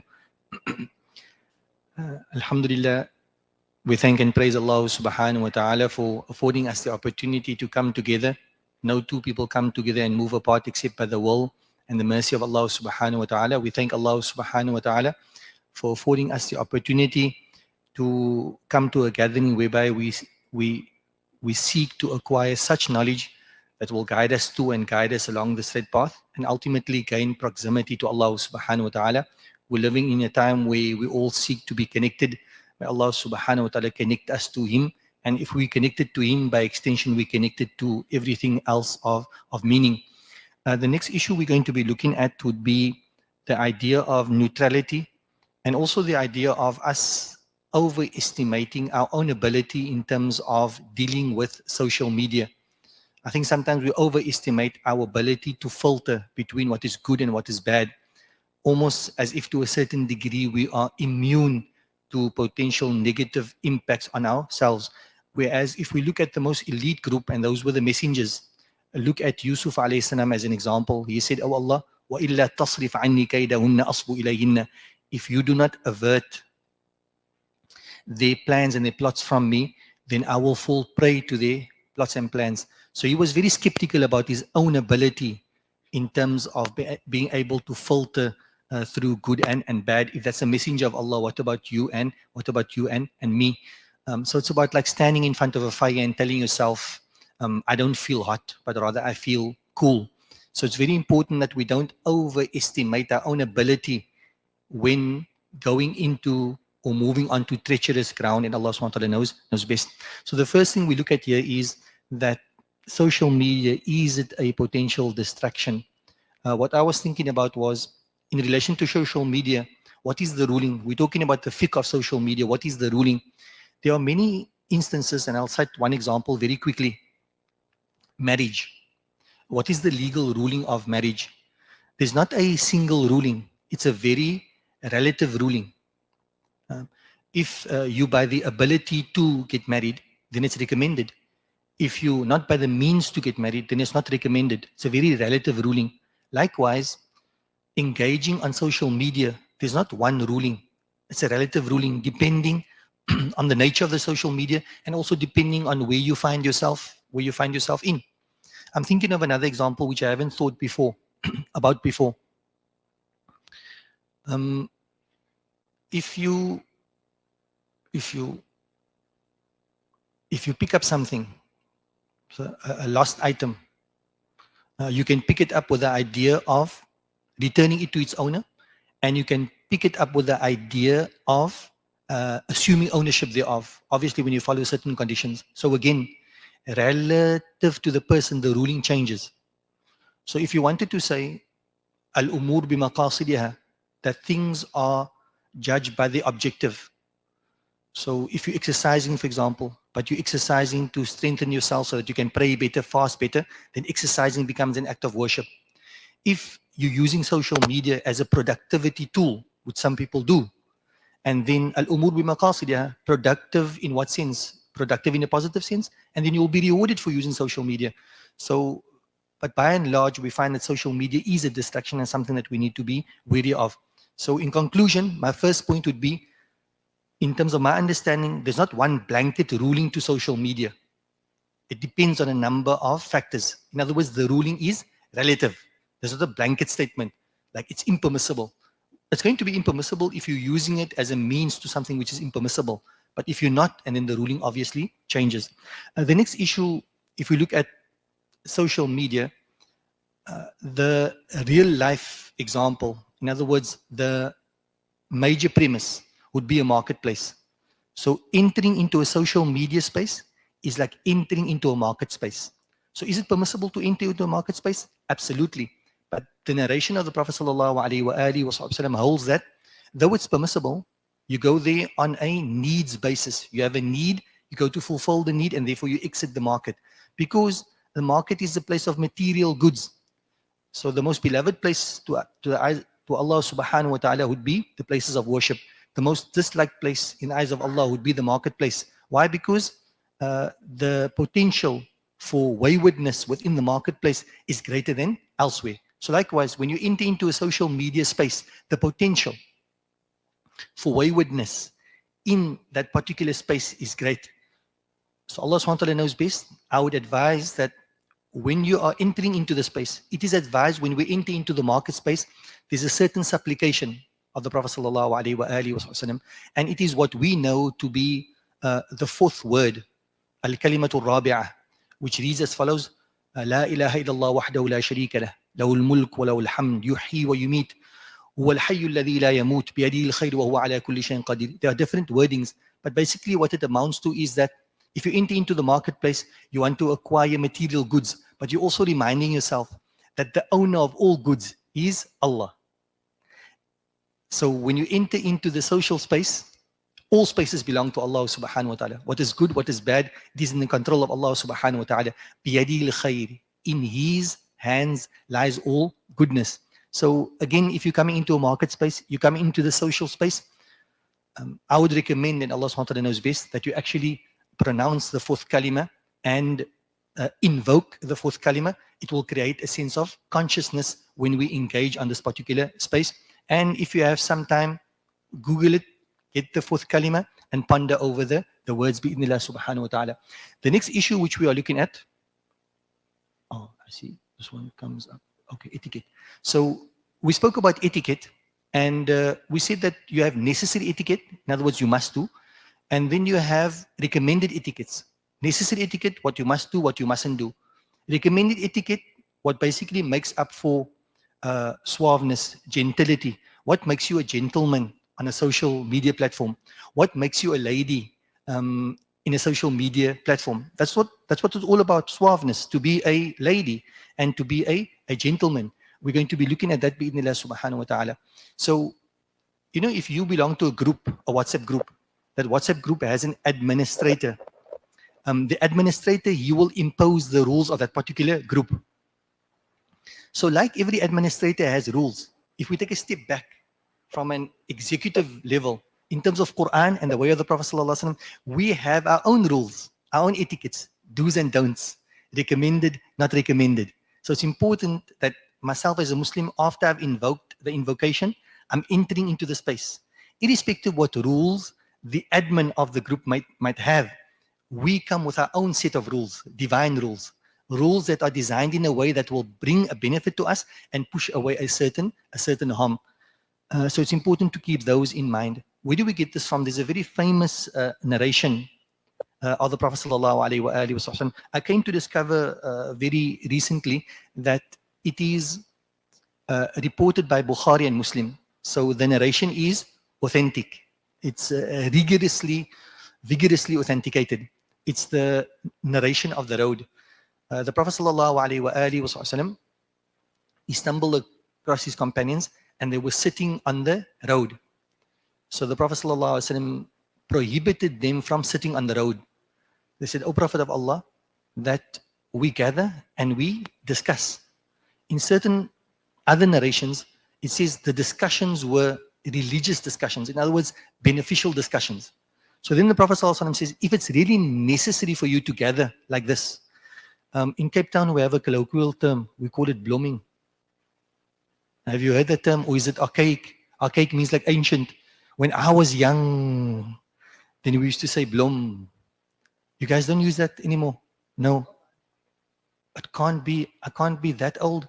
It can't be that archaic. It must. Shukran. Thank you. Blooming basically means to hang out, to chill. What's the word in vogue for that? What's the conventional term for blooming? You know, on Eid night, you go to the waterfront and you stand there. That's called blooming. What do you call that? Like in today's time? Chilling, hanging out. You know, so the Prophet ﷺ is saying that if you need to bloom, if you need to chill, if you need to hang out, if you need to be there, So they're giving him every assurance that we hear and we are, the content of our discussion is a good content. So the Prophet ﷺ says to them that, look, if it's necessary that you have to congregate like this, and then fulfill the rules of the road. So if a person says and makes an argument that social media, WhatsApp is indispensable for me. So it is as if the Sharia is going to accede to that. Look, if you need to be on WhatsApp, fine. But when you engage on WhatsApp, maintain the proper etiquette in terms of do's and don'ts, and in terms of ideally stick to what is recommended and what's not recommended. Stick to the suaveness which Islam places upon you, and the gentility and the ladiness that Islam prescribes for you. So that would be very important. So just in a nutshell, what is the Prophet ﷺ saying? He says, look, if you need to congregate in this manner, then do a number of things. The one he says is lower your gaze. And how appropriate is that not? Things pop up on our screens and so forth. Things come our way when we're on social media. Protect your gaze, number one. Number two is prevent any harm. Don't be a means of harm to others, and don't cause yourself harm at the same time. La darara wa la dirar. Don't harm somebody else, and don't reciprocate harm. Don't be, if you can't be a benefit to others, don't be a harm to them. And then the Prophet ﷺ goes on to say, call towards good and forbid from evil. So again, if a person is in a group, and the idea of being in the group is to call towards good and forbid from evil, then that's something which is meritorious, and Allah SWT knows best. The next issue, so we're now talking about necessary etiquette. I'll go through this very quickly, bi'idhnillah subhanahu wa ta'ala. The first thing, you're on social media, you receive information. So what we do is pass as received. In terms of our Islamic rule book, that's not permissible. Why? Because Allah SWT clearly tells us, إِن جَاءَكُمْ فَاسِقٌ بِنَبَإٍ فَتَبَيَّنُوا. Somebody gives you a piece of information, then verify the information firstly. And that comes in a verse of the Holy Quran, which is very important for us to keep in mind. A disclaimer there is of no consequence. There's a narration, a very interesting narration. The Prophet ﷺ says, كَفَى بِالْمَرْءِ كَذِبًا. It is sufficient to label a person as a liar. Now this is grave, a liar. أَيُحَدِّثْ بِكُلِّ مَا يَسْمَعُ. That he simply narrates everything he listens to. He hears something and he narrates it. So that's what happens, unfortunately. Sometimes we don't even read the messages completely. We assume something stands out for us somehow or the other, and we assume that this is basically what the message or the purport of the message is, and we pass it on only later to realize that we didn't even read the message. So, you know, if you're receiving messages and you're passing it on, you must read the message first, and Allah SWT knows best. The next issue, and this is maybe, I think this would be sort of be in terms of the time, the last thing that I'm going to be dealing with, bi'idhnillah subhanahu wa ta'ala. This is a personal record for me.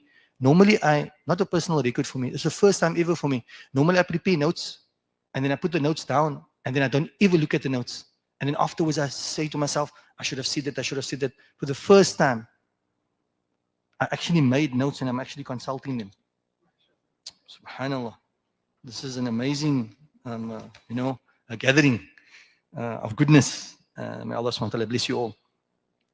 The issue which I want to talk about here is when we communicate. So how do we communicate? Right? So you want to send the person a message. So what happens is we jump in the deep end. And sometimes we even omit to greet the person. And sometimes we even omit to seek permission. So what we're going to do here is we're going to look at real life and transpose that. And I think here we need to transpose whatever applies to real life, transpose that into the virtual world in terms of communication. So what does Allah subhanahu wa ta'ala talk about? There's a unique chapter in the Quran. It's called Surah An-Nur, the chapter of light. And Umar radhiyallahu anhu said that every household needs to know the rules and regulations contained within this unique chapter of the Holy Quran, because it relates to social interaction, both within the home and also outside to the home. And it's actually quite amazing. And I think it would be a good idea in terms to socially engineer us, because we have an idea of what is socially correct and incorrect, apt and inept and so forth, whereas that might very well fly in the face in terms of Quranic etiquette. And Allah subhanahu wa ta'ala knows best. Like a simple thing, just to give an extreme example. So we stay in one plot, my mom and I, so we're staying on the one side, my mom stays on the other side. Can I go to my mom's fridge and open and get some yogurt, which I do very often? So Quran says that's fine. Whereas maybe socially it's not, because it's not your yogurt. It's my mother's yogurt. But from a Quranic perspective, my mother's yogurt is my yogurt. So, so just as an example, we need to re-look at what's proper etiquette and what's not proper. Sometimes we consider something to be impropriety, but from a Quranic perspective, propriety, and vice versa. It's important. And Allah subhanahu wa ta'ala provides us with guidance. So I'm going to focus on this particular issue in the real space. What does the Quran tell us? Ya ayyuhalladhina amanu, O you believe, la tadkhulu buyutan ghayra buyutikum. Don't enter into a home other than your own homes. So again, space. So think about social media. You're entering into somebody's space. When you enter into somebody's space, and then there are certain rules and regulations. What is the Quranic rules and regulations? Don't enter. They called isti'nas. The word isti'nas is to seek amicability, to seek affability. So, but what Quran actually means thereby is to seek permission before you enter into somebody's home. You can't just enter into somebody's home. But the word used is unique, because you don't want to impose yourself onto somebody else. So that is the wording which Quran uses.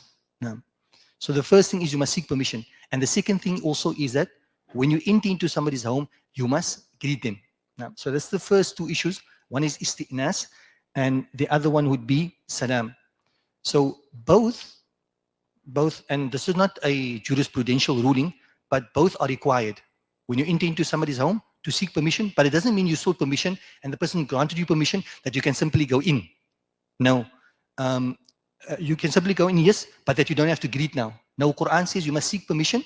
When permission is granted to you, then over and above that, don't take it for granted that permission is being granted, that now you don't have to greet. Now you must greet also. They are two standalone obligations. Now, my personal practice has always been that if I contact somebody, like say I want to call somebody, and I find this works wonderfully. Assalamu alaikum. I trust that you are well. Let me know when is a good time to call or to message. So sometimes the person would respond immediately and say, look, give me 5 minutes. So he's maybe, or she's maybe in the middle of something. Allow them 5 minutes. In other words, I am almost guaranteed their full attention, because now I'm communicating with you, and I'm communicating sort of on your grounds and my grounds. I find that is very, very important and Allah SWT knows best. Now, so we looked at the ruling. The next thing which is important for me would be the response. Now, we're talking about real life now, and we're transposing that into the virtual platform. Okay, this will be the last slide now. Inshallah, we have 0 minutes left. The response is important. From a Quranic perspective, if you visit somebody and you seek permission, and in today you seek permission in a number of ways. You come and you press the bell. Pressing the bell is a form of communication. Pressing the bell actually means I hereby seek permission to enter into your abode. That's what pressing the bell means. It's an example I'm thinking now from a logic point of view. In logical studies, you have communication, but communication that there's no wording to it. Like you step out here and you get to a red traffic light. So the red traffic light, there's no verbal communication. But what does it mean? It means stop. So when you're pressing the bell, it's like, I hereby seek permission to enter into your abode. You can get one of 3 responses. The first one would be welcome. The person picks up and says, Assalamu alaikum, wa alaikum salam. Who's there? Muhammad, welcome. Everybody okay? Come on. The next one is that, Assalamu alaikum, this is not a good time. Would you take exception to that? In our current environment, I think that you would take exception to it. But Quran says, "In qila lakum urji'u farji'uhu wa azka lakum." If it is said to you, you come to somebody and it's not the best of times, and the person tells you, look here, this is not the best of time, don't take offense.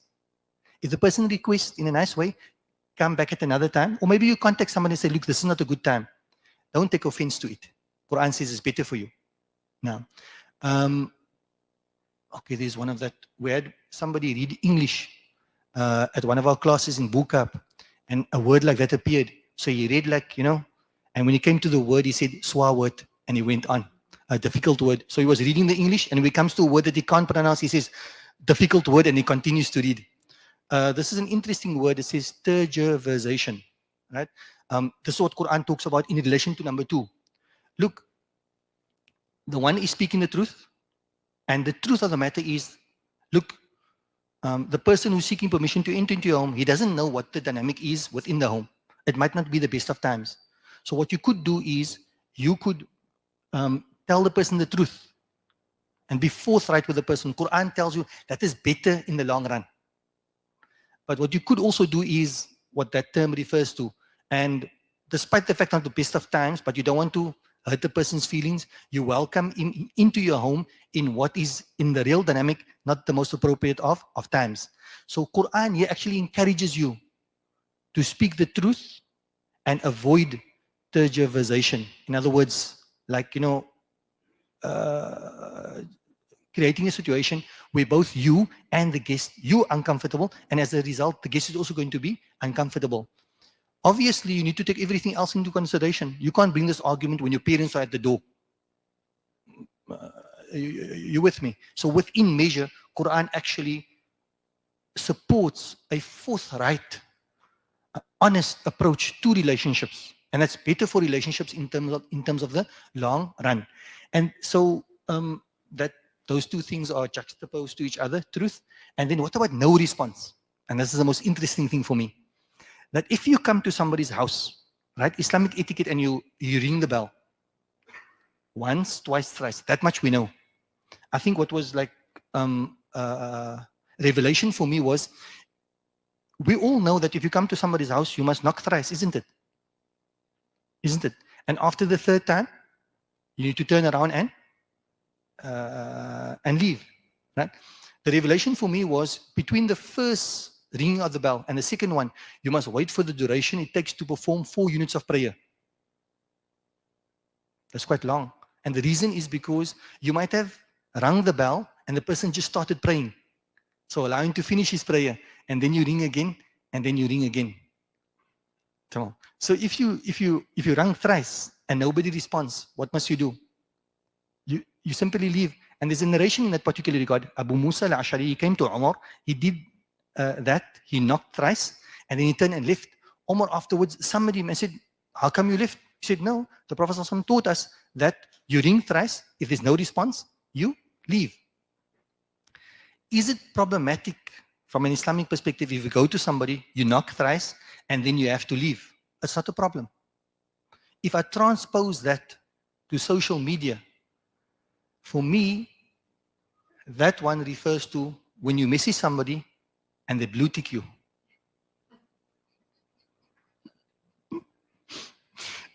So now, can you have a problem with somebody blue ticking you?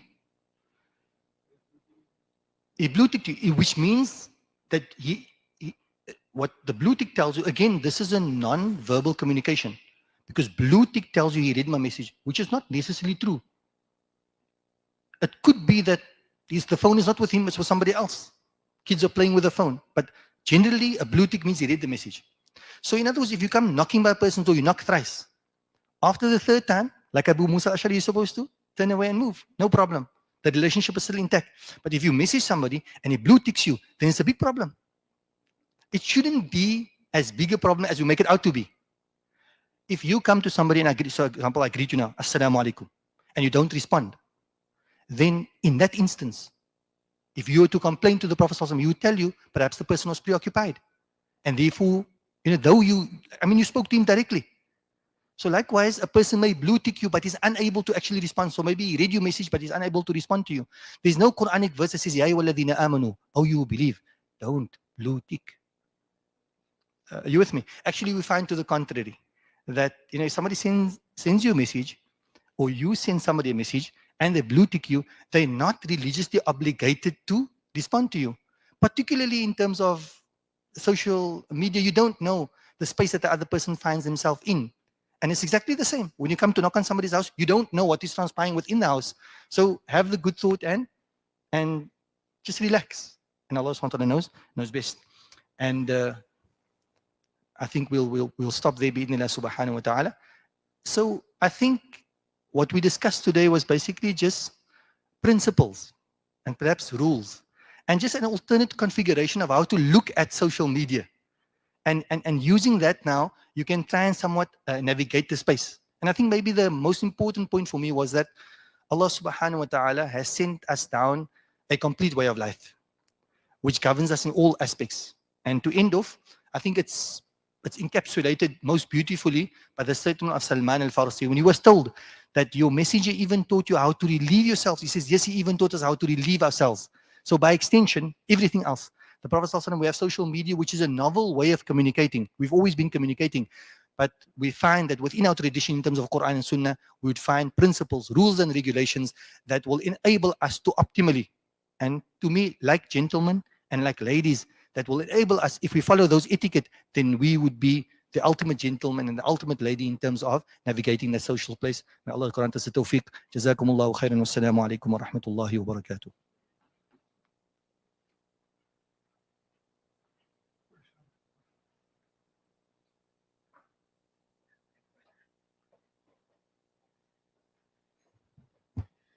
Jazakallah khair, Sheikh Muhammad. Sheikh Irshaad is going to come on next, but before he comes back, can I just get a show of hands who has questions in the audience? Not many? Okay, so it gives us an indication, so Sheikh Irshaad can have maybe a few extra minutes, but I do also have some questions that people have asked and sent through. So, bismillah. Assalamu alaikum. Jazakumullah khairan. I really benefit from Maulana Muhammad's company, and now I've benefited from the content as well. Allah reward him and accept. I got through about 20% of my content in the first session, so I'm going to change that up now, inshallah ta'ala. I want to leave off on a bit of a positive note. Because we also need some ways in which we can actually avoid all of these things and practically get through. So there are certain genuine benefits with social media that we cannot deny, and we as an ummah, we should pursue them. The Prophet ﷺ said, part of a hadith, ihris ala ma yanfa'uk. Right? Be eager for that which benefits you. So if there's real benefit within social media, within the usage of social media, then that's where we need to hang out and use it to our greatest advantage. So what are those genuine benefits? My personal benefit number one is access to scholars. Since my days of being a formal student till now, one of the greatest pleasures of social media is that I can be in contact, constant contact with my teachers. For some of them, like the late Mufti Taha, rahimahullah ta'ala, we wouldn't speak that often, but we were able to communicate, and when we did, it was valuable. And it saved me a trip. And now I can constantly be in contact with the likes of our Ustad Maulana Muhammad, for example. But there's an intentional contact. It's only going to be a genuine benefit if we what? If we seek it out. Scholars are busy, yes.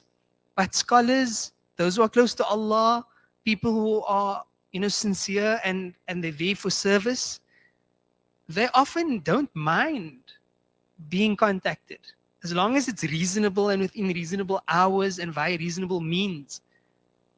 And I think all my friends and so forth, we have, there's a few people who would regularly call us. Like one of the attendees was saying that her cousin from Canada is here. That's one such person. My sister lives in Canada now, but she regularly contacts because she has questions. She follows the Shafi madhab. She doesn't really have, but they stay in contact with, okay, in her case, me, but for normal people, scholars. So have scholars, be in contact with them. And of course, you can also access their videos and so on. Which brings me to my next point. It's not wrong to watch lectures and stuff on YouTube. If you are going to watch something, you might as well, get some benefit. But what I would advise, and this is going to sound like I've been paid to say this, but wallahi, I haven't. I would advise that you use platforms such as Seeker's Guidance. Because it's not random any longer. It's structured. We spoke about misplaced information. This is well-placed information. It's already thought through. You already know you can rely upon it. There's reliable scholars, inshallah. You already know it's been verified. It's been checked. There's a process. You already know that it's divided into madhahib. So if you have a Hanafi question, mathalan, you ask that it be answered according to the Hanafi school. And likewise, if it's a Shafi'i question, you ask that it be answered according to the Shafi school. That's in one sense. Then there's courses. And it's not like random courses. There's nothing wrong with taking random courses also, but our knowledge must be to take the basics before we take the intermediate, before we take the advanced. The principle is espoused in the Quran. Kunu Rabbaniyin. Right? That's how we study. That command isn't only for, formal scholars. We are all scholars in the sense of students seeking. And then you become inshallah, one day you can become a scholar, where other students sort of refer to you. But in the sense of being tullab, we are all tullabul ilm, or we should be, right? Because it's a duty upon every Muslim. So access to scholars is tremendous, but the structured access is important, right? Perhaps you're attending a course, and then for the extra details, you ask questions to the scholar, mathalan, right? It's not just, Malana, is this halal? Send them an ingredient sticker or something like that. That's not the only thing. It's also deeper than that. It's not always fatawa. Sometimes it's about genuine advice. Sometimes it's mashura, right? Good advice is so valuable. And there are people who can genuinely give you good advice. And they don't mind being approached. Again, to a degree. But this allows us that opportunity. And we have access to scholars who we otherwise would not have had access to. Really, it's amazing. Like you can wallahi, I was thinking of a solid example early on, and then I got a Telegram message that Sheikh Sadiq Ghursi's class is live now. So I could join that class. That's amazing. But we need to take advantage of those opportunities. Just like we'll be questioned for the wrong things that we do, I think we'll also be questioned for the golden opportunities that we missed. Like, why didn't you learn? What excuse did you have? You lived in 2022. Before 50 years ago, think about what it would take to become an Islamic scholar. There was no such courses available locally. Not one. That's mad. You don't even need to leave your home. I walk like a meter to my office, from my bed to my office. Then I sit there for the day, answering questions and teaching classes. but it goes all over the world, and it's amazing. It's like to be part of that, alhamdulillah. But I think we have a responsibility to take this and make good use of it. And then again, don't forget what I said earlier on. It's min al-qalb ila al-qulub. So don't divorce yourself from human contact and from real contact. Then there's opportunities for goodness. Simple example, family comes together, everybody reads a khatam, everybody reads a juz towards a khatam, and then they make a niyyah for it. Those are good things, obvious things. But people have done incredible things via social media. We were witness to one such example locally. One of our senior scholars, their home burned down a while ago, and then what happened after that in terms of goodness was unbelievable. Right? Generosity of the ummah from across the world, even smaller events and bigger events. Our ummah is an incredible ummah. We have amazing passion and compassion. We just need to be able to focus our energies in the right way and with the right intention, right? And without the credit seeking and those type of things. If we're really not in it for self-gain, there's so many opportunities for good, whether it be in terms of charity, in terms of good deeds, or something as simple as this. I'm going to tell you a secret I have. Every now and then, I would take some time out, and I especially do this when I go on Hajj or Umrah. I would take some time out and write a personalized message, almost very personalized, but it's a bit more general than that, and I will change it each and every time to the specific person, and I'll go through my phone book to send to not only my close friends, but even friends that are slightly removed from that. Because I want to take some time out to think about that person, because that's a form of doing a good deed. And you can do that like hundreds and thousands of times. But that's not the Eid Mubarak or Jummah Mubarak message that you send on a Thursday night. It's just like forward to my entire broadcast list and things like that. Those things I don't even open, because generally we just, it's just a simple thing. But that's neither here nor there, right? Those are opportunities for good that I think are for beginners. Jummah Mubarak, Eid Mubarak, right? There's not really much that goes into that. I'm not saying it's wrong, but there's so much more you could do with this tool, right? Let me send my hadith of the day, and then close that, open up my game, and then I'm set for the day. So we need to be creative about the opportunities for goodness and capitalize on those opportunities, right? A friend is doing something whereby people can buy electricity, but they buy the units, and then that unit gets donated to people who don't have money to pay for electricity.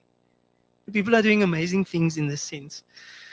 Access to loved ones, barakallahu fikum. Access to loved ones, right? Now people can live in other countries and still be in contact, right? And now the idea of ziyarah, even though you cannot do a full, proper in-person visit, say to your uncle or your auntie or your great uncle or your grandpa, which would be the proper sunnah, right? If you cannot do that, you can still do some of that. But I find that strangely enough, despite the ability to be doing this in such a grand scale, I think we do it way less. I could imagine that we're so connected that we would constantly be in communication with relatives, distant relatives. No, that's actually not the case. Like relatives, some people live in a different country and they don't speak to each other for like weeks, months go by, because you just know that they're a phone call away. So Allah knows best. Access to work. This is seriously creating employment opportunities for so many. And I think it's a healthy way, because for a Muslim, it's a field that's kind of a necessity, what we call a necessary vice. We have to get into the somehow or the other. So we might as well make the best use of that opportunity. And if you can gain an income, which some people are doing, whether it be advertising, broadcasting to your friends, family, etc., that you're doing a particular business, or whether it's an actual online business, if it's good, it's beneficial, right? Then why not? And then finally, as demonized as it sounded earlier on in my first presentation, the idea here is to balance it out by saying that access to information is priceless.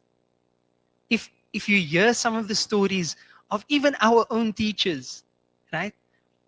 And how much sacrifice they had to make to gain access to books that I carry around on my phone and I can access it anytime. It's mind-boggling. You know, you can have a library on your personal computer. So that's invaluable. But the mistake that we make is we think that this is a replacement for formal learning, and it's not. So now, unfortunately, a person will be misled into thinking that he or she is knowledgeable. I've done my research. You heard that one before? I've done my research and I found that this, that, and the other. Yeah, akhi. Reading a couple of articles and watching a couple of YouTube videos, that's not research, right? So it's valuable. It just needs to be put in its proper place. And that is essentially what wisdom is. وَضَعُ الشَّيْءِ فِي مَحَلِّهِ is knowing how to position something, placing it in its proper place. It requires taqwa, it requires maturity, and it requires tawfiq min Allah. But we can navigate this space. But more importantly, we need to understand we are responsible by Allah to actually navigate that space. We are not alone when we scroll. Allah is watching us. Allah knows what we are doing. And that's what we need to keep in front of our eyes. Jazakumullah khairan. Wa akhiru da'wana and alhamdulillahi rabbil alameen. I take it we're going into the questions now, inshallah.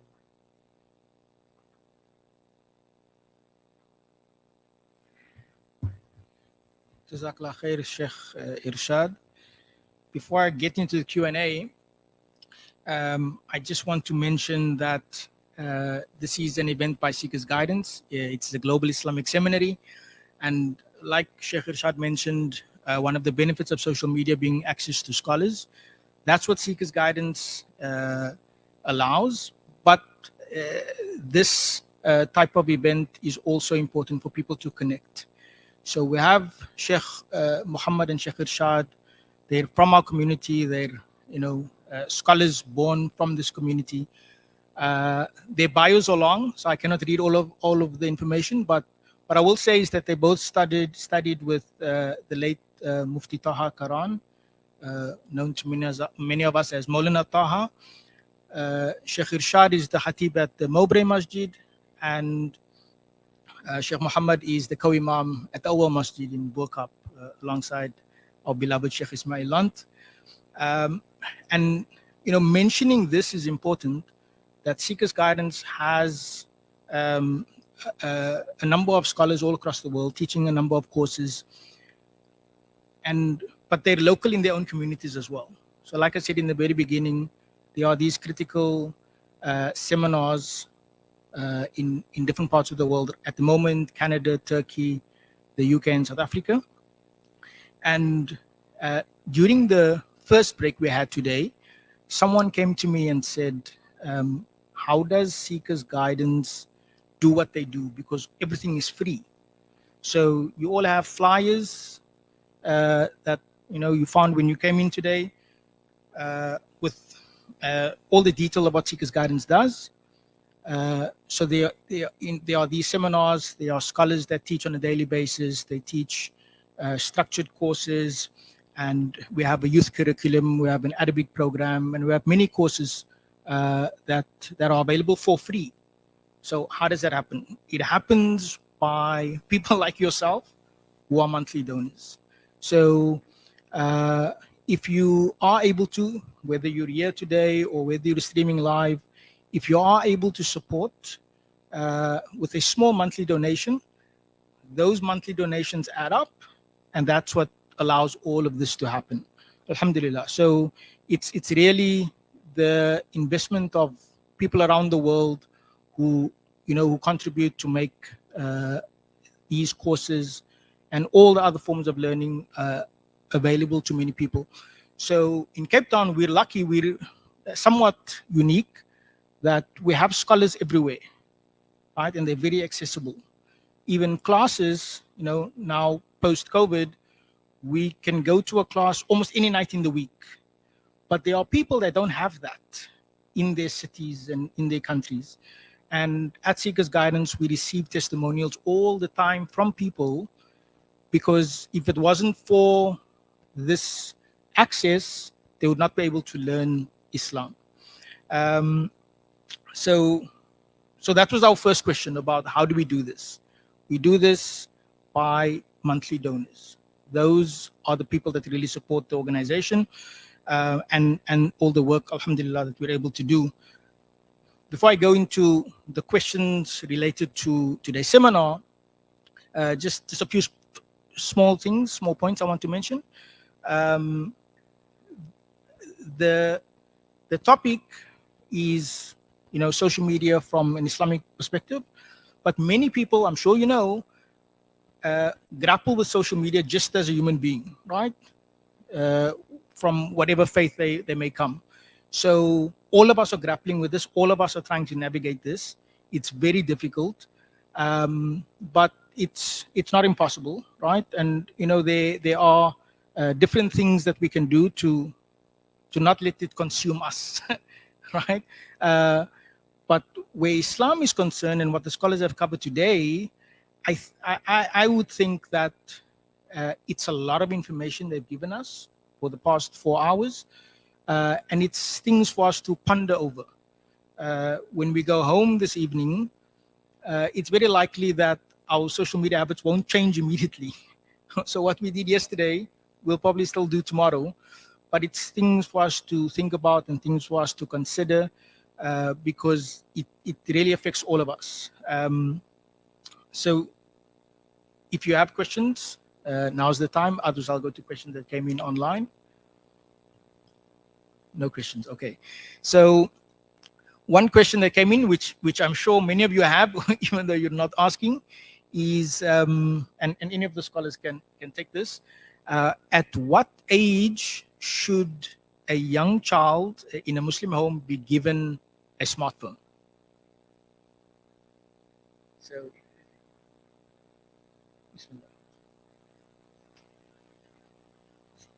Bismillah ar-Rahman ar-Rahim. That's quite a difficult question. So I think I'll take the easy route out and just focus on the principle behind it. So the principle behind it is that your child who's coming to you, his request is, I want a smartphone. So the child is what we refer to in Arabic as a mawla, I think it is, but you are the wali. In other words, you the guardian. So from an Islamic perspective, the guardian is responsible for the person that he's been placed in charge of. So that's important. And you've been given the wilaya. For example, if a lady wants to get married, so she needs the permission of the wali, the guardian. So he's been given that position, but with that position comes a responsibility. And the responsibility, why isn't he being given that rank? Because he's considered to have the goodwill of his charge uppermost in his mind and his heart. So when your child comes to you and asks for a phone, the first thing that will come to me is that the child is asking me why, because I'm the wali. And I have to make the right decision for the child. That's very important, because legally speaking, the child doesn't have the competency to make that decision themselves. Because the child doesn't consider to be having that capacity. It's very important to understand. Your child goes to school and takes the Lego set as one set. That Lego set maybe cost 500 rands. Genuine Legos are expensive nowadays. So the child goes to school and then his friend says, I will exchange 2 for 1. You give me the 1 Lego set, I'll give you 2 lollipops. And he barters and he trades. That sale, is it valid or not? The sale is invalid from the very outset. Why? Because the contracting party, who's the child, doesn't have the capacity to contract. So that sale is null and void from the outset. The child doesn't know what is beneficial for the child. And therefore, the child isn't granted that capacity. So now the onus, the responsibility is on you. Many people, the child asks you for a phone. You say, what can I do? The child's asking me for the phone. Nobody's nagging for the phone. He's this, he's that. If you understand your wilaya, you know that Like, you know, the old people used to say in Cape Town, "Ma idea willy." The child doesn't have a will, but the child wanted to, you say. No, that's irresponsible parenting. So in that particular light, you need to know that whatever is going to happen to the child is a consequence of you giving the child a smartphone, but Allah is going to hold you responsible for it. I give you a tricky situation, and sometimes we're not comfortable with this because for whatever reason it may be. But I think, I mean, this is if you look at Islamic law and you look at other law. If you if you deal with a minor in a particular way, you can't blame the minor. The law is not going to listen to you. Islamic law is the same. When I was very much younger, people used to, I don't know where I got the answer from, but I used to be faced with this tricky question. People used to ask me, I don't know if you guys remember that. I'm sorry, not you guys. It's a formal platform. I don't know if you people remember Mia's Farm. Mia's Farm. So there was this connotation attached to Mia's Farm. If you're naughty, you're going to Mia's Farm. Okay? So we didn't go to Mia's Farm. We went to Zakaria. It's like the brother of, you know. So people wanted to know, elderly people would ask me, tell me, did you go out of your own or you forced to go? So now what happens is, if I say I went out of my own, that would be an outright lie because I didn't go out of my own. And then if I say I was forced to, then I'm compromising my father, because now, how does that look? My father forced me to go against my will. So some of the other, Allah put it in my heart to say, look, my father took a decision for me when I was unable to make my own decision. And you follow me? Because I'm so grateful for him for actually taking that, what's the name? But it takes parents to man up, to take that responsibility and not abdicate the responsibility and blame it on the children, that the child doesn't have capacity, but then you blame it on the child, but you're not fulfilling your responsibility in that particular regard. So that's very, very important. When your child comes to ask you for a phone, you the wali. He doesn't have complete, as a child, so in other words, he's aqil. He may have intellect, but it's limited, and he's not physically mature, and therefore is unable to stand on his own 2 feet. So you need to make the right decision when they are unable to make the decision for them. I'll give you, just to end off on this particular example, I see Buta Omar at the back is listening very attentively. So Sheikh Yusuf Al-Qaradawi, a lady asked the question. The question was that, look, my husband doesn't allow me to pray. Married Muslim lady, my husband doesn't allow me to pray. So if somebody were to ask you that question, what would your response be?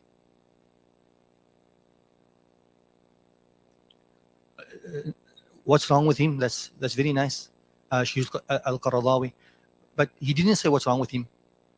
Sheikh Yusuf Al-Qaradawi wanted to know, who's the lady's wali? Who's the guardian that handed her over in marriage to this person who now doesn't allow her to pray? What I'm trying to impress upon you is the responsibility of the wali. And I've seen many instances, when it comes to marriage, the same, like it's exactly the same principle. When your child wants a phone and you give them the phone, and then that's their thing, that's I hope the word is right, you abdicating your responsibility. What happens when it comes to a suitor? Then the father, he says, no, they're going to handle it. In other words, the mother and the daughter.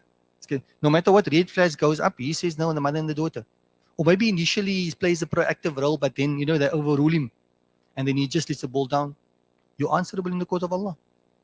Because Allah SWT has placed that person in your responsibility.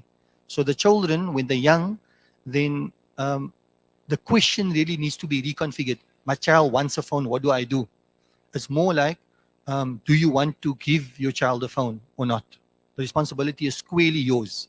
And the consequence of it is also squarely yours. Therefore, it's unique also that from an Islamic perspective, if you give a gift, if I give you a gift, can I take it back? No, I can't. The Prophet ﷺ likens it to, and excuse me for this example, a dog vomiting and then licking up that vomit. You can't. If you give a gift, you can't take it back. And there's a whole lot of other rules related to that. But if I give a gift to my son, my child, can I take it back? Absolutely. Because there's bigger considerations. So let's say, for example, you did give the child a phone and bought it. It's your phone, it's your contact, you're paying for it. Allah is going to hold you responsible for it. And Allah knows best.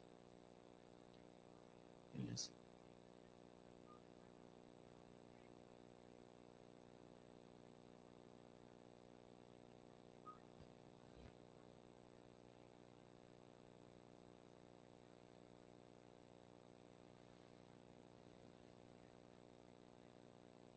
Mm.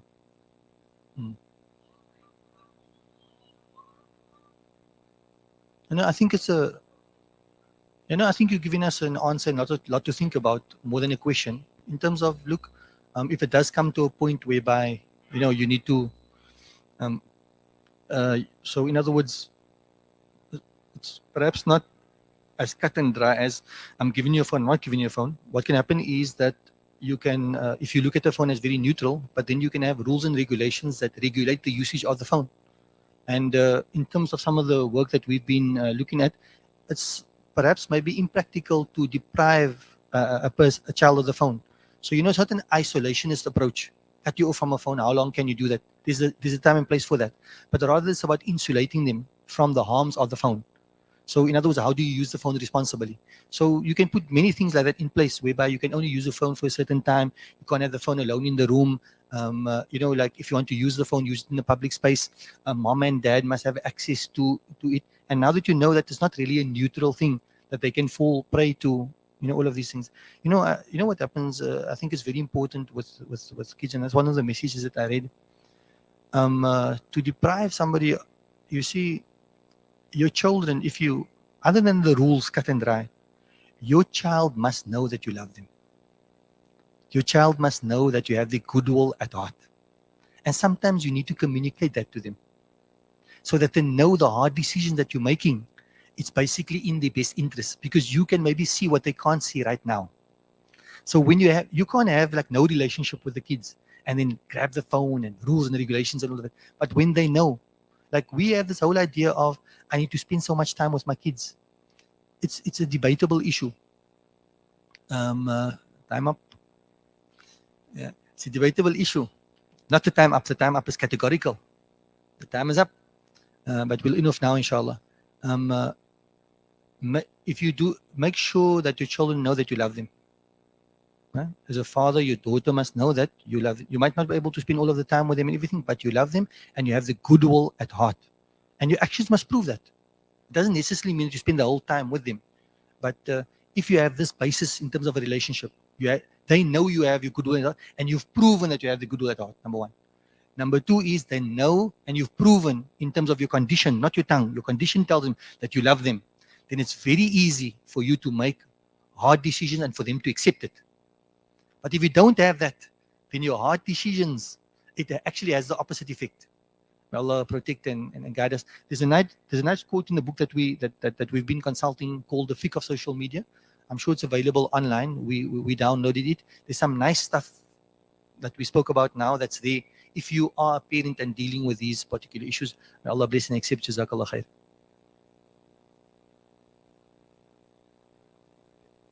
Jazakallah khair, Sheikh Muhammad.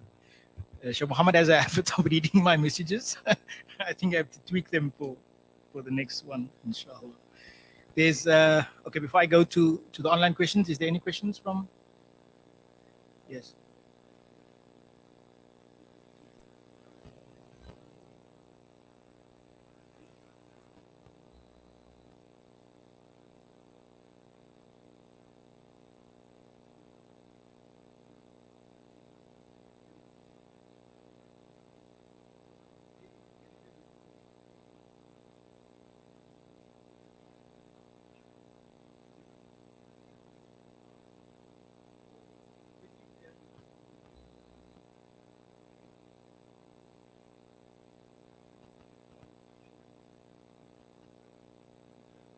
Okay, inshallah, we'll follow up. Okay, Jazakallah khair, appreciate it. We'll definitely follow up on that. The next question is something we all actually experience. It says, where should we begin? We struggle with our own usage as adults. How can we help our families and children? Assalamu alaikum. I actually have a slide on this, but I'm not going to go through the whole slide. I just want to show you the slide, inshallah, because I think it's important that we have an action plan, a really practical action plan. Firstly, what Mullah Muhammad started off with was have an intention. It may seem silly, but innamal a'malu bin niyat. It may sound cliche, but look here, when you pick up your phone and you're scrolling, what is my niyyah? What am I doing here? What am I looking for? You know? If you have a purpose, bismillah, go for it. But the problem is sometimes we just end up mindlessly scrolling because there's a void that we want to fill. And that's a problem because that void is what brought us to Allah at times. You know, it brought us to reading at times. It brought us to speaking with our wives at times, husbands, and it brought us to having quality time with our kids. But now we fill that void with the endless scrolling and scrolling and scrolling. We don't actually have a purpose for scrolling. Like the last time we actually got a genuine, message from somebody was like 3 days ago. we check the apps all the time. That's a problem. It means we have a hole and we're trying to fill that hole with something else. But that's a hole that needs to be filled with Allah. That's the bottom line. Unplug. Okay. So intention in Islam, silence is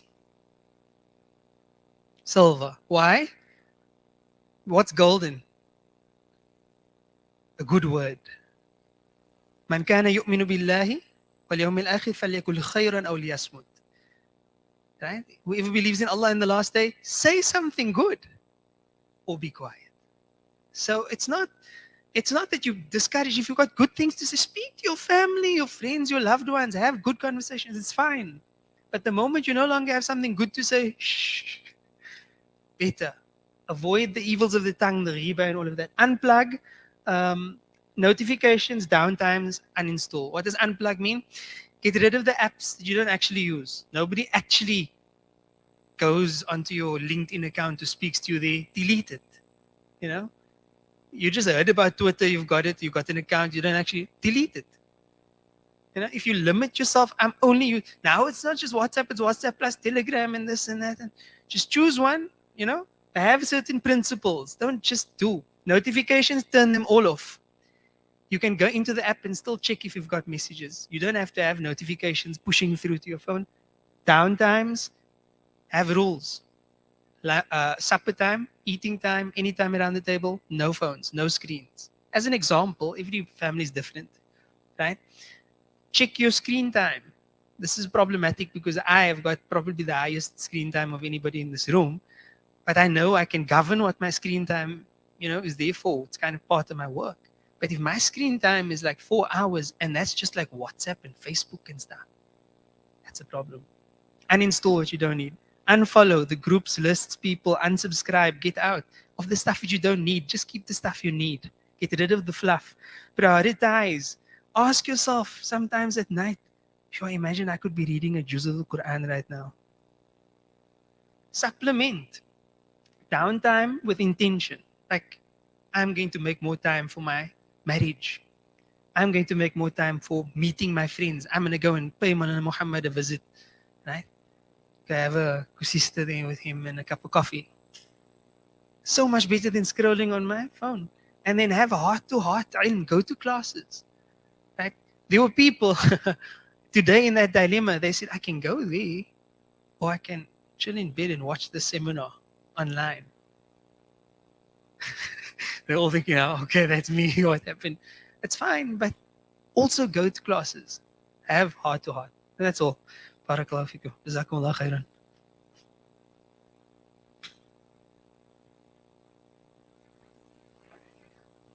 Jazakallah khair, Sheikh Irshaad. Any questions from the crowd? Yes?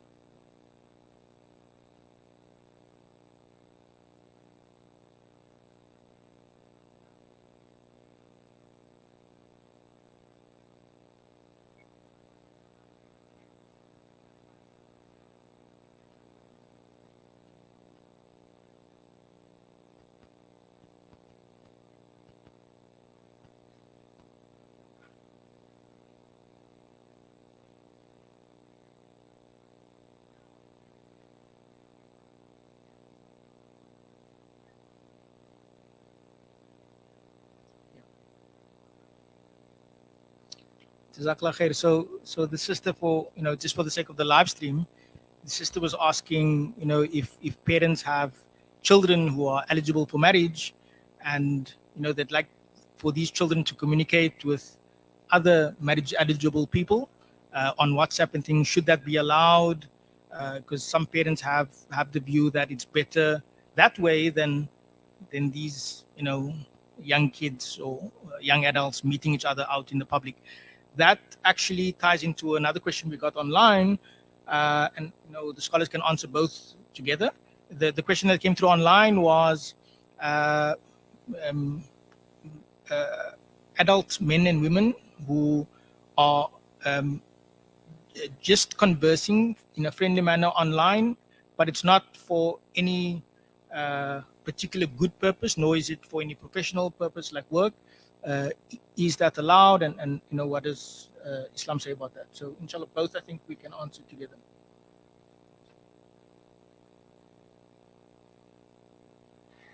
Bismillah ar-Rahman ar-Rahim. To be very honest with you, the second question, I've did some sort of like research on there, but I haven't come to something conclusive in that particular regard. The first question about, you find that there are two people and they seem to be a good match and they start connecting to one another on the social media space.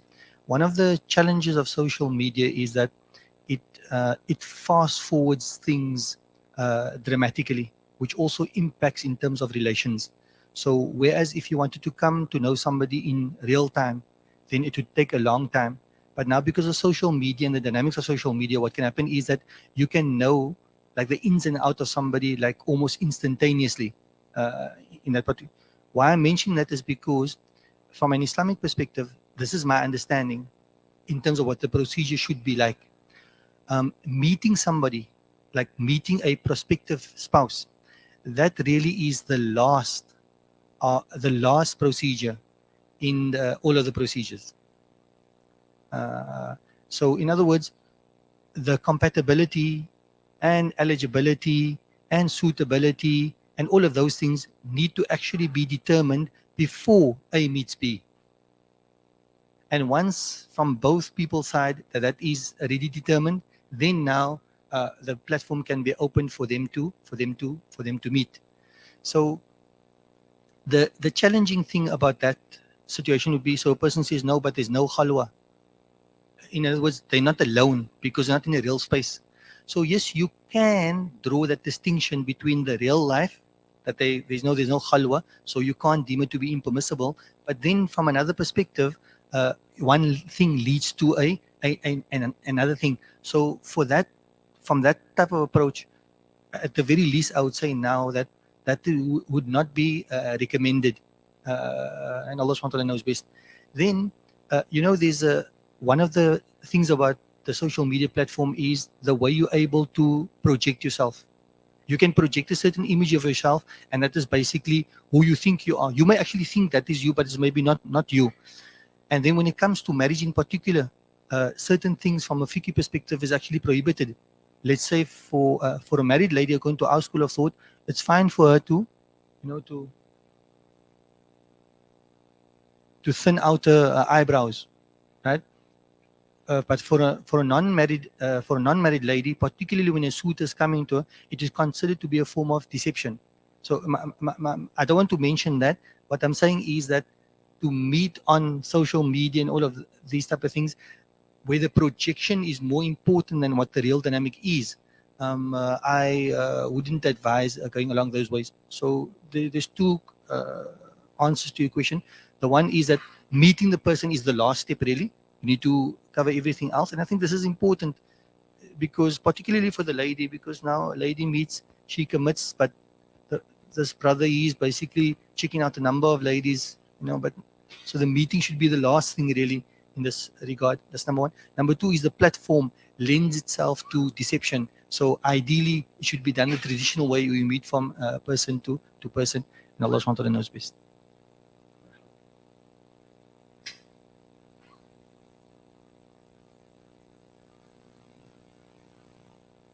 Jazakallah khair, Sheikh Muhammad. Any more questions on the floor?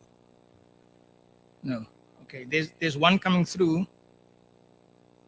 Someone is typing on WhatsApp, so it's going to come through in a second. And then this will be, inshallah, the last question, and then inshallah we'll close with just some final words, and Sheikh Muhammad inshallah will make a dua. Still typing. Alhamdulillah. Okay. So the question is, how do we fulfill our religious obligation of correcting sins on social media?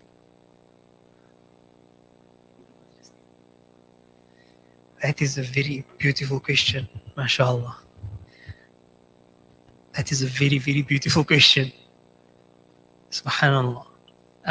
Tawbah, as classic as it may be, contains the steps that we need to take. This is the beauty about Islam.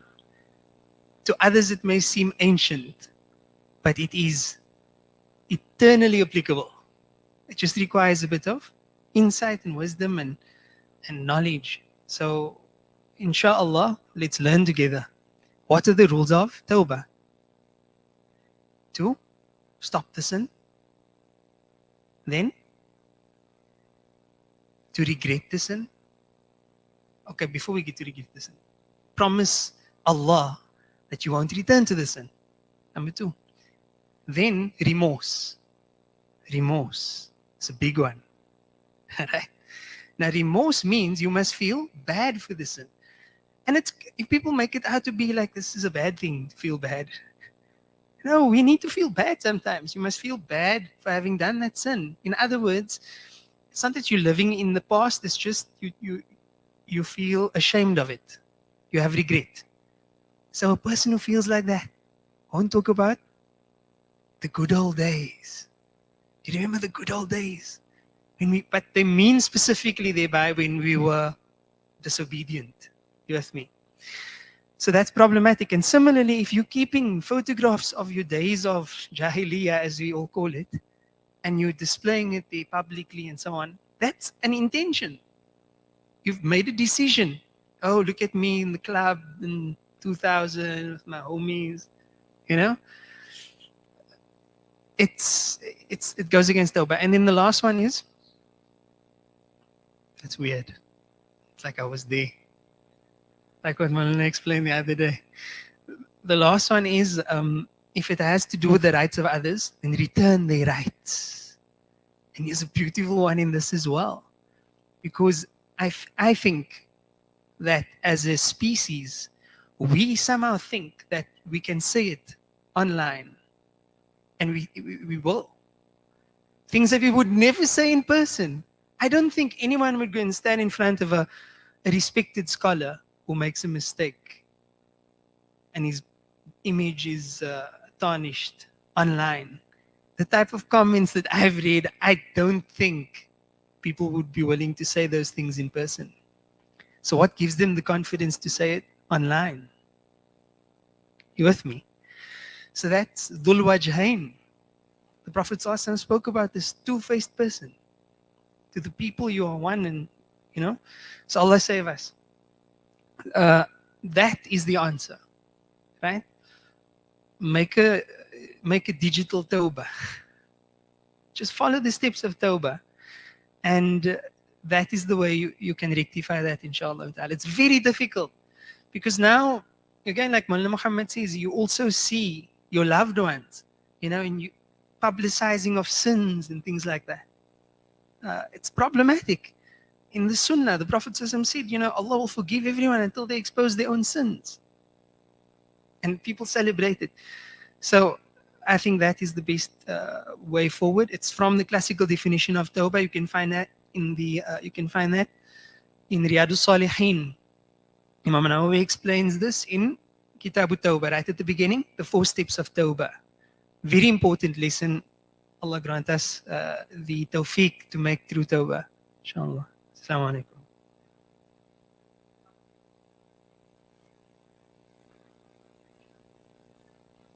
Bismillah.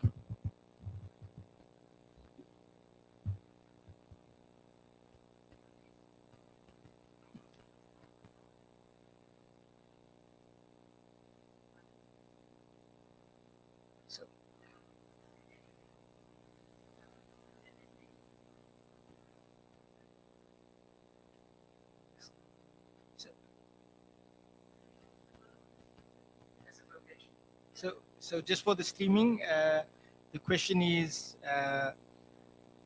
what do the scholars say about YouTubers, essentially? People who, build their careers on YouTube, just talking about their day, vlogging, etc. Bismillah ar-Rahman ar-Rahim. I think there's a number of considerations that you can have. Ad-dalu ala al-khayri kafa'ilihi. A person who indicates to something is like the person who did it. So, whatever the person may do, and the person now projects it, other people follow him. The person has a responsibility in that particular regard. So that's I think the very simple answer in that particular regard. So you need to look at what the person is doing, and if it's good, and it's encouraging others to do good, then the person will share in the reward. If it's bad, and then what is encouraging other people to do is also bad. I think also we sort of, in terms of like liberalism, for example, in terms of the way we understand it, the individual and the individual rights. What the individual tells himself is that whatever I do, the benefit and harm is limited to myself. From an Islamic perspective, we don't have that particular approach. When you do something, it's everything has a consequence. Everything has a consequence. So, for example, we look at individuals. You do something, it impacts on the group dynamic. Then also the group dynamic, it impacts on what the individual does. So every action that we do, almost like it does have a reaction, it does have a responsibility. And Allah subhanahu wa ta'ala, in the form of the words of the Prophet sallallahu alaihi wasallam, is telling us that even something we say, look, I'm only doing it if you follow, then that's up to you. No, from an Islamic perspective, the fact that you've indicated to something else, it also holds you responsible. So, when we project something out and put something that's beneficial, mashallah, tabarakallah, it's good. You were saying, for example, that some people share, they do it for advertising purposes. Sometimes people share, but they just basically share ideas. And then other people benefit from those ideas, so that can be beneficial. So, al-umur bima qasidiha, things are by its objectives, inshallah, barakallah fikum.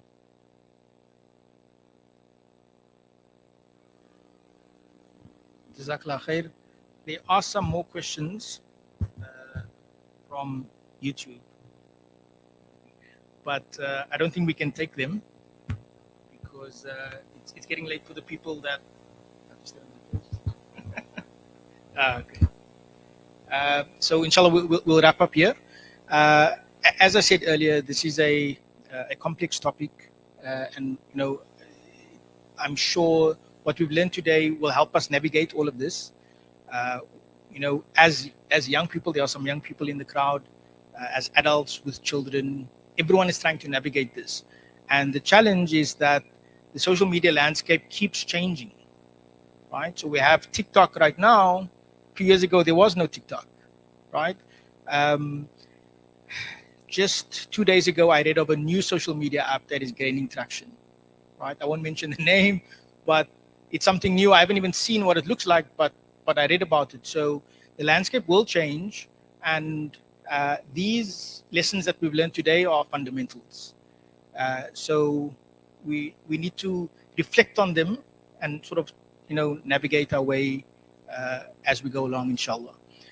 Jazakallah khair to the people who have attended today. To the people online, I do apologize again. Streaming has only been happening for about an hour or so now, but we've been here for close to 4 hours or more than 4 hours. This is our second seminar in Cape Town from Seekers Guidance for this year. We will have at least 2 more, inshallah, before the end of the year. So, please look out on our social media and our emails for the next event. I'd like to thank our team who put this together. Our team is spread across the world. Our head of programs is in the UK. Our programs coordinator is in the United Arab Emirates. And we have our team locally. We have our scholars locally. So I thank Sheikh Muhammad and Sheikh Irshaad for these insights that they have shared with us. We have Sister Shamila from our team here and Sister Zainab as well, who's part of our internship program.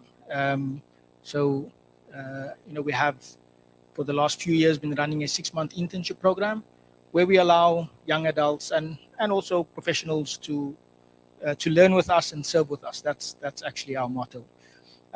If you can, please become a monthly donor of Seekers Guidance. It helps us to put on events like this. It helps us to produce more courses for people all over the world that they can access at no cost. And please take a course. So go to seekersguidance.org, take a course. I will be honest with you, my favorite part of the Seekers Guidance offering is the Q&A. So, and I see a lot of people shaking heads. So you can go there and you can, type in any keyword and you'll find questions and answers, and they're answered by reliable scholars. I'd like to thank Academia Library for the use of their venue, and also Voice of the Cape for partnering with us on this event. Jazakallah khair. Travel safe home, and inshallah we'll close finally with a dua by Sheikh Muhammad. بسم الله الرحمن الرحيم الحمد لله رب العالمين والصلاة والسلام على سيد المرسلين وعلى آله وأصحابه الطاهرين اللهم لك الحمد كله ولك الشكر كله وإليه يرجع الأمر كله لك الحمد كما ينبغي لجلال وجهك ولعظيم سلطانك اللهم ربنا تقبل منا إنك أنت السميع العليم وتب علينا واغفر لنا يا مولانا إنك أنت التواب الرحيم اللهم ربنا تقبل منا القليل وسامحنا بالكثير ولا تؤاخذنا بالتقصير يا نعم المولى ونعم النصير اللهم اجعل جمعنا هذا يا رب جمعا مرحوما واجعل تفرقنا من بعده تفرقا معصوما لا تجعل فينا ولا منا ولا بيننا شقيا ولا محروما برحمتك يا أرحم الراحمين وصل اللهم وسلم على سيدنا محمد وعلى آله وصحبه وسلم سبحان ربنا رب العزة عما يصفون وسلام على المرسلين والحمد لله رب العالمين.